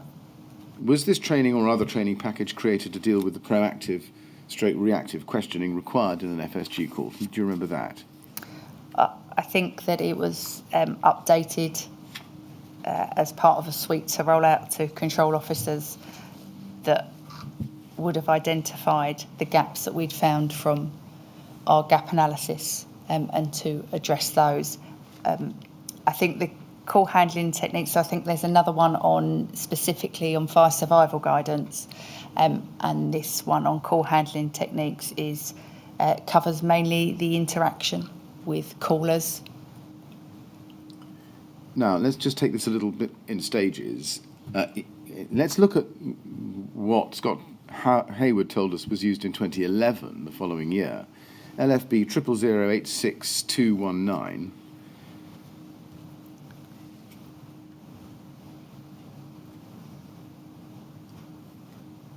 This is a different version of the slide or PowerPoint call handling techniques. And it's very similar to the one I've just shown you from April 2010. If we scroll through it slowly, you can see what it's about. Aim, we just go to page 2. Aim, to examine the challenges encountered by control staff when dealing with emergency calls. And then page 3, objectives. Page 4, think, what makes a difficult call? And there's the multicoloured brain. And then different kinds of things, details of call, sound issues, situational and physical circumstances. And we see that there. Some particular features of the caller. Yes. Emotional, stressed, abusive, etc. Next page. Page 5. Emotional. Page 6. Communication styles. Non-assertive, assertive, aggressive. Page 7, answers. Page 8, transactional analysis, etc. Parent, page 10, caring, disciplinary. This is really about styles and behaviour on a call, isn't it? Not about the substance of the advice to be given. No, this is about call handling in general terms, but I'm aware that it rolled out with fire survival guidance training. And it doesn't appear to us that this training package, at least this version in 2011 that was delivered, included any training on FSG calls, or so far as proactive or reactive questioning was concerned. No, I agree. I think it would have been just a generic call handling package that was included, presumably because fire survival guidance calls, you would mainly move through this parent-child relationship with the caller, and it just would have been reiterating call handling techniques for a control officer to use during FSG calls. Did you notice the fact that there was no proactive reacting training on questioning when you reviewed the training on the 2nd of July 2010, the previous year? I'm not sure if I reviewed, I might have reviewed this bit, but again, this is generic call handling techniques, and the proactive reactive questioning was specific for FSG. And so I would have hoped it would have been in the specific presentation for fire survival guidance. Yeah, you see, that neither the version I've shown you from 2010, but neither of the two versions from 2010 nor this version from 2011 contains in it the point that Scott Hayward picked up in his communication to Chris Sharp and Lindsay Turner in his 8th of March email, namely how the FSG would use its proactive reactive questioning style to get as much information from the caller as possible, as quickly as possible. Does it? Or do they? No, they don't. As I understood it, it would have been in the specific FSG PowerPoint. The specific FSG PowerPoint? Yes. What is that? I believe there was a specific, so in the training I think there was a package on call handling or a presentation on call handling, and then there was a presentation on fire survival guidance which covered both the technical and interaction elements with control staff.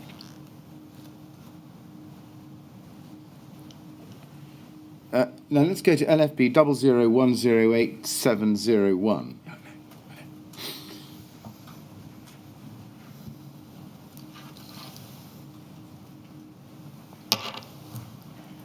This is an email, if we go to page 1, This is an email at the foot of the page from Scott Hayward, 14th of May 2010 to Lindsay Turner, Chris Sharp, copy to you.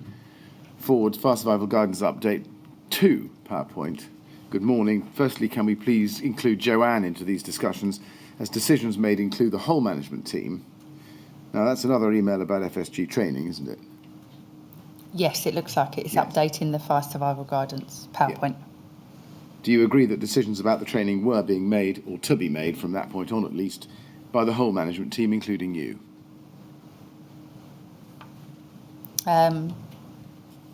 Yes, I think, as I've tried to explain, that was the way we worked. We decided we all had input into different changes and suggestions. I'd had input in some of the changes from the gap analysis. That wasn't to say they were all agreed and accepted, as they often weren't, but some of them were. So I would have added in what I thought and how I thought FSG training should be delivered in line with the gap analysis.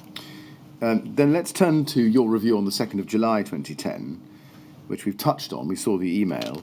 Can we go to your statement, please, at page 19, paragraph 47? You say in the last sentence in that paragraph, you say that you weren't involved in the drafting of the training package, but you attended the rollout to ensure that it complied with national guidance and the gap analysis. Yeah. We looked at that before, so I'm taking that quite shortly. How did you go about that task, to ensure that it complied with the national guidance and the gap analysis? I can't recall, but I think there was 4 of us that attended, so John Bradbury also attended and Tim Cutbill. They may have made notes and compared it, and the same as Scott and I may have made notes and compared that. Right. I mean, did you sit down on the 2nd or about the 2nd of July with the training package as it then stood so far as FSG call handling was concerned and compare that with the national guidance and the gap analysis? No, not on the call handling, although I think I did comment on the call handling document. It would have been more specifically revolving around the fire survival guidance package, the package that was attached to the email you've just shown me. Did you provide any report or feedback on what you found? No, because both Scott and Tim Cutbill would have witnessed the same training. I don't believe we sat down and went through the packages. I think they were delivered to us. We just attended the training session where it was being delivered by the trainers. And what was your view? I think if I'd had any observations to make, I would have emailed them to Lindsay and Scott, but I can't recall. You can't recall. Do you remember whether you had any concerns about whether or not, in fact, the training did comply with the national guidance as identified by your gap analysis? I'm sure we would have all had some feedback and some comments that would have been taken into account if there were any. I wasn't the only one that was attending to make sure it complied with the gap analysis. Now, you say that you wanted to make sure that it complied with the gap analysis, or rather the gap between Yes. the LFB's current procedures and the national guidance as revealed by the gap analysis, more accurately. At this time, although, of course, the Lacknell Control Report hadn't been finalised, and indeed was not to be finalised for a further 2.5 years or so, were you looking at whether the training that you were looking at then covered teaching CROs about what had happened at the Lacknell House incident? No. So this is mid-2010, as in a year on from Lacknell. Yes. Were you not focusing on what lessons you had drawn as a control room from the Lacknell incident and seeking to reflect those in training? Yes. Yes, we were, and I think that was definitely the direction from the board, that to make sure it complied with 1093, and that we were to go back to that, which is why the gap analysis was created, and while we try to ensure that that was rolled out through and reflected in training. Well, forgive me for not being completely clear. Was your aim to make sure no more than that the training complied with national guidance, or was your aim to make sure that the training cured the deficiencies that you had thus far identified as manifested at the Lacknell House fire? I'm not sure. I can only understand what my role was in it, which was to support Scott and Lindsay with my the knowledge that I'd gained from the Lakanal board and the investigation, to make observations that I had noticed against what we had found out from the gap analysis. Sorry, and it sounds a little dense on my part, but the gap analysis had identified not only a gap between the LFB's practice and national guidance, but also defects in the national guidance. Yes? Sorry, yes. Yes. That's the first thing. The second thing is that at this stage, a year on after the Lakanal House incident, the LFB, although it hadn't completed its investigations into the learning from that incident, had learned at least something about how the control room had performed on the night of that incident. Yes? Yes. Yes. So my question is, when it came to your review of the training in July 2010, were you not keen to make sure that the training that new entrants and existing staff received reflected what you learnt as a result of the Lakanal House incident, whether or not it was a gap between LFB practice and national guidance? Yes. Right. Then let's look at LFB 000028265.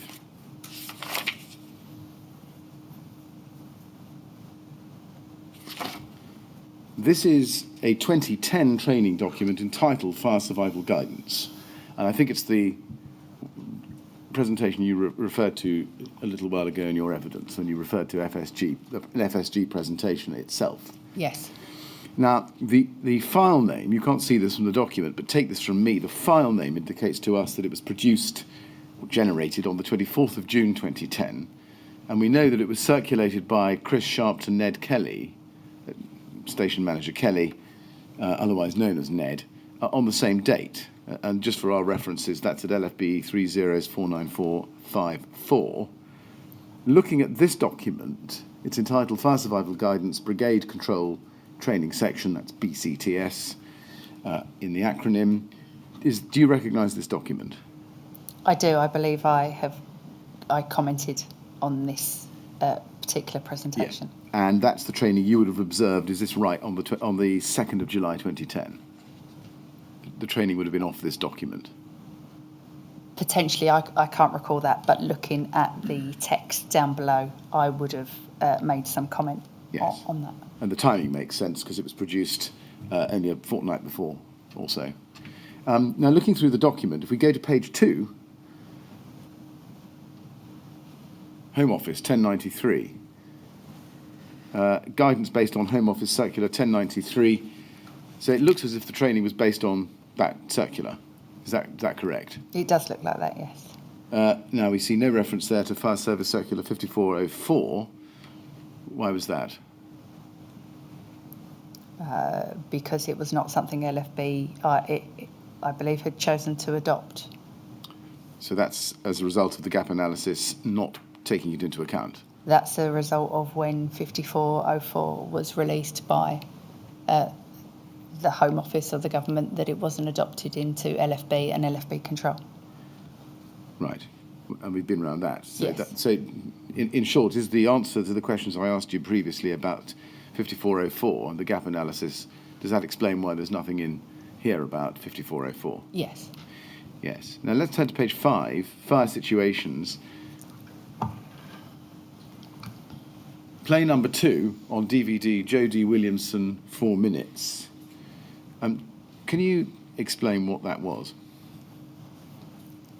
I think that is a call made by one of our CROs that they then play to the audience. And how is that part of the training? How is it done? I don't recall if I'd witnessed part of this training, but I presume they would just have played it to the audience and then the additions are just the comments, and they probably would have talked through that, but I would only be speculating.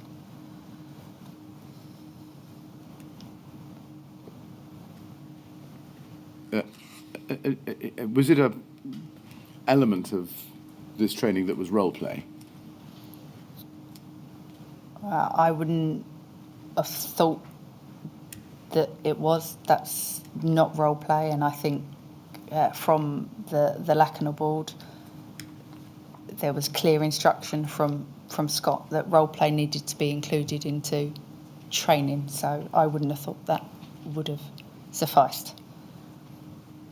And you could see underneath the text, after the words, try to avoid silences, FB, can you get out? No. FB, what floor are you on? First floor at the front.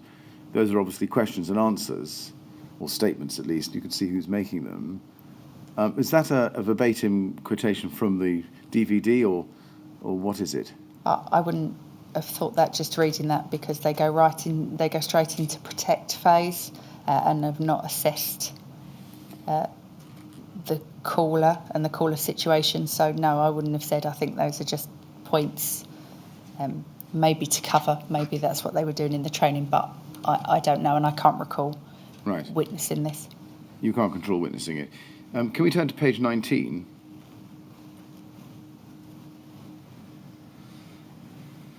Positive statements. We'll get through this together.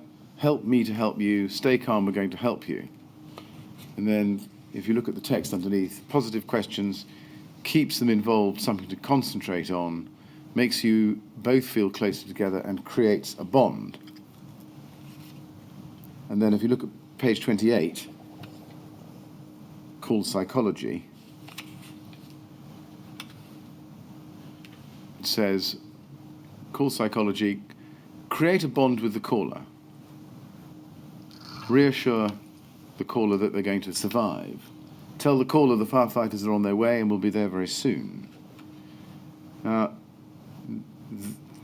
that slide and the positive statement slide at page 19 makes you both feel closer together and creates a bond.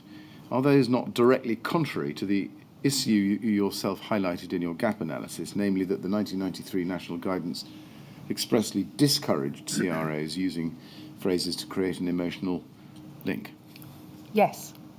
I'm extremely surprised that they're in this document in 2010. I thought they were removed after our gap analysis findings. So I'm surprised that any new training to all CROs that was rolled out in 2010 contained that. When you reviewed this slide on, or these slides on the 2nd of July, did you notice that these slides were in there? If I'd seen these presentation and seen some of them, I would have commented on that they shouldn't have been in there. Very much so with the call psychology. I think I would have picked up on the first page as well. It refers to a fire in West Mids, and I would have brought that back to what LFB and LFB control had been through with Lacanau as well. Well, we'll trace that through later, but I just want to work out, if I can, with you, how that ended up in this training at this time. Would you agree with this proposition that this presentation, if not corrected, would have re-embedded bad practice? Yes, I would. Are you able to explain how come the training team, so Chris Sharp, Lindsay Turner, thought it was appropriate to encourage the creation of a bond between the caller and the call handler? No, like I say, at one point that had been in the training and the new entrance training for control staff, and that was current at the time of Lacanau. But any new subsequent training that we'd learned after our investigation, the idea of creating a bond with the caller was removed. Had Lindsay Turner or Chris Sharp not been given the gap analysis or any instruction about carrying it into effect? Yes, I believe they were, and they certainly, Lindsay was certainly aware of the meetings that we were having with the Lacanau board and our investigation. She'd been involved in them too, so would have been aware. And I'm just very surprised that this was a training PowerPoint delivered to all control staff in 2010 when we decided to change the training to align with 1093. Are you able to tell us why this presentation doesn't mention the circumstances of the Lakenal House fire? I haven't shown it all to you. It's a 28-page document, but Yeah. are you able to tell us why it doesn't mention the circumstances of the Lakenal House fire? Which is why I'm surprised that this document was presented to all control staff as FSG refresher training in 2010. Do you remember, I know it's a long time ago, it's more than 11 years, but do you remember being presented with this training about a year after Lakenal, seeing the perpetuation of the bond point in it, create a bond with the caller, and reacting then as you have today? Do you remember that? Potentially. I wouldn't have seen this package and not reacted to it. It's just not something I would have done. That I understand. My question is, do you remember a reaction?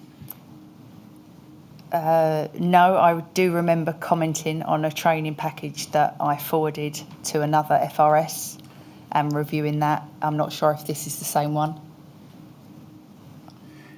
Did you see the role play exercise that was carried out when you carried out your review on the 2nd of July 2010? No, not that I can recall. Let's look at Scott Hayward's third witness statement at page 6. That's LFB 001-21176. Paragraph 20. He describes the role play at the time, and I'll show it to you. He says this.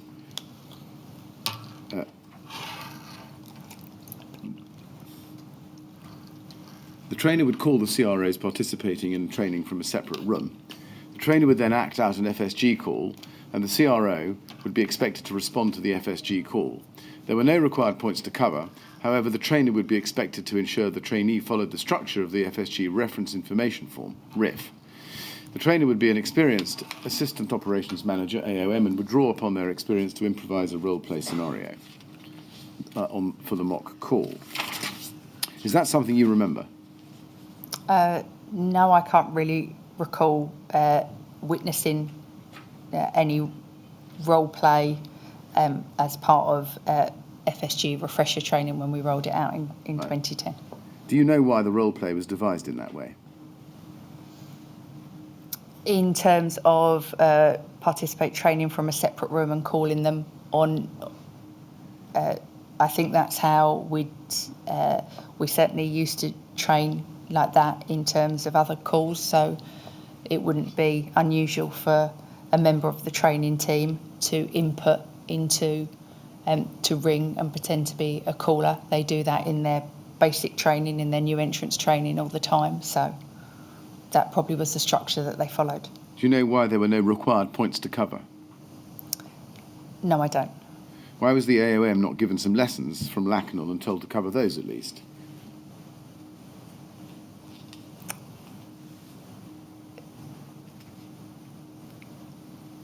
In terms of pointing out the difficulties in Lakenal, because I think our gap analysis had identified the additions we needed to bring into training, and I'm not sure in terms of whilst the training had delivered all the points that a control officer would go through in terms of assess, or escape, assess, protect and rescue, that would have covered the lessons learnt from Lakenal.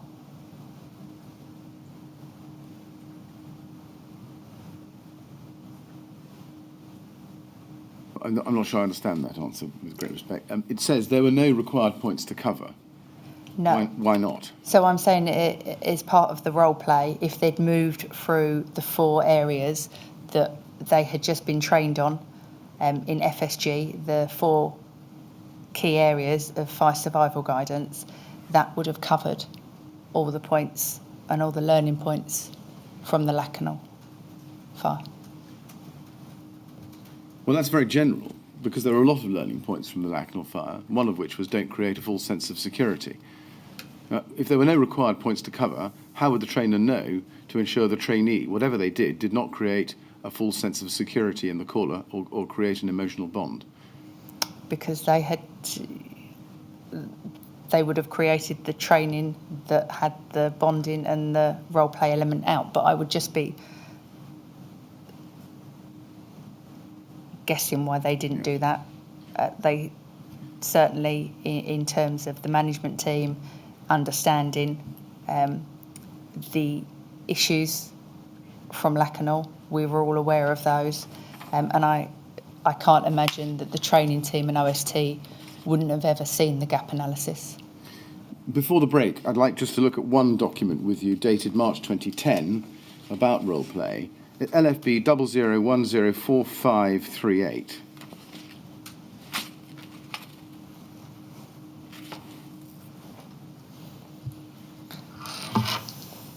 It's dated March 2010, as you can see from the top, and it's entitled Fast Survival Role Play Non-Assessable.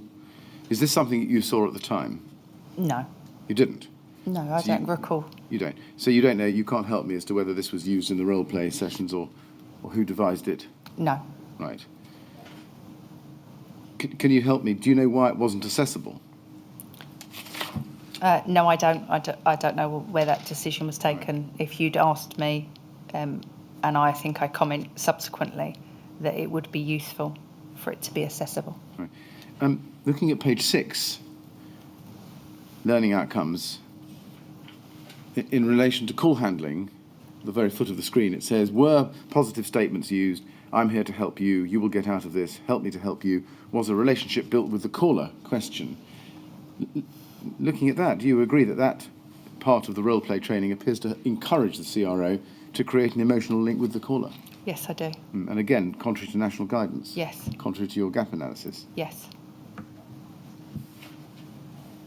Are you able to explain how the March 2010 fast survival scenario was seeking to embed learning or embed conduct in the CRAs, which was directly contrary to your gap analysis, which at this stage hadn't yet quite been completed, but was certainly being used for the purposes of devising the training, as we've seen from the February 22nd email? No, I probably can't recall either when we rolled out FSG refresher training in 2010, what month it was, but from the documents I've seen, I would have hoped that it would have been updated. Yes, and to help you, it looks as if from the documents the refresher training for existing staff was rolled out in September 2010. Yes. After your July review, but the new entrance training was designed for the March of 2010 at the time of this document. I see. Now, do you know whether after your review on the 2nd of July you gave any feedback? Do you remember that?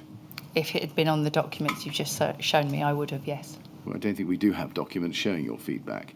Do you know whether the training presentations were amended in the light of your review, both for new entrants and for existing staff?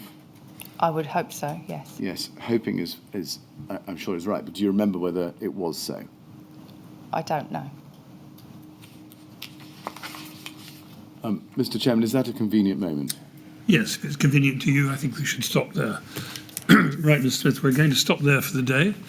I'm going to have to ask you to come back tomorrow for some more questions, I'm afraid, but there it is. We'll resume, please, at 10 o'clock tomorrow morning. And again, please don't talk to anyone about your evidence or anything relating to it over the break. Okay, right. Thank you very much indeed. You could go to the usher then, please.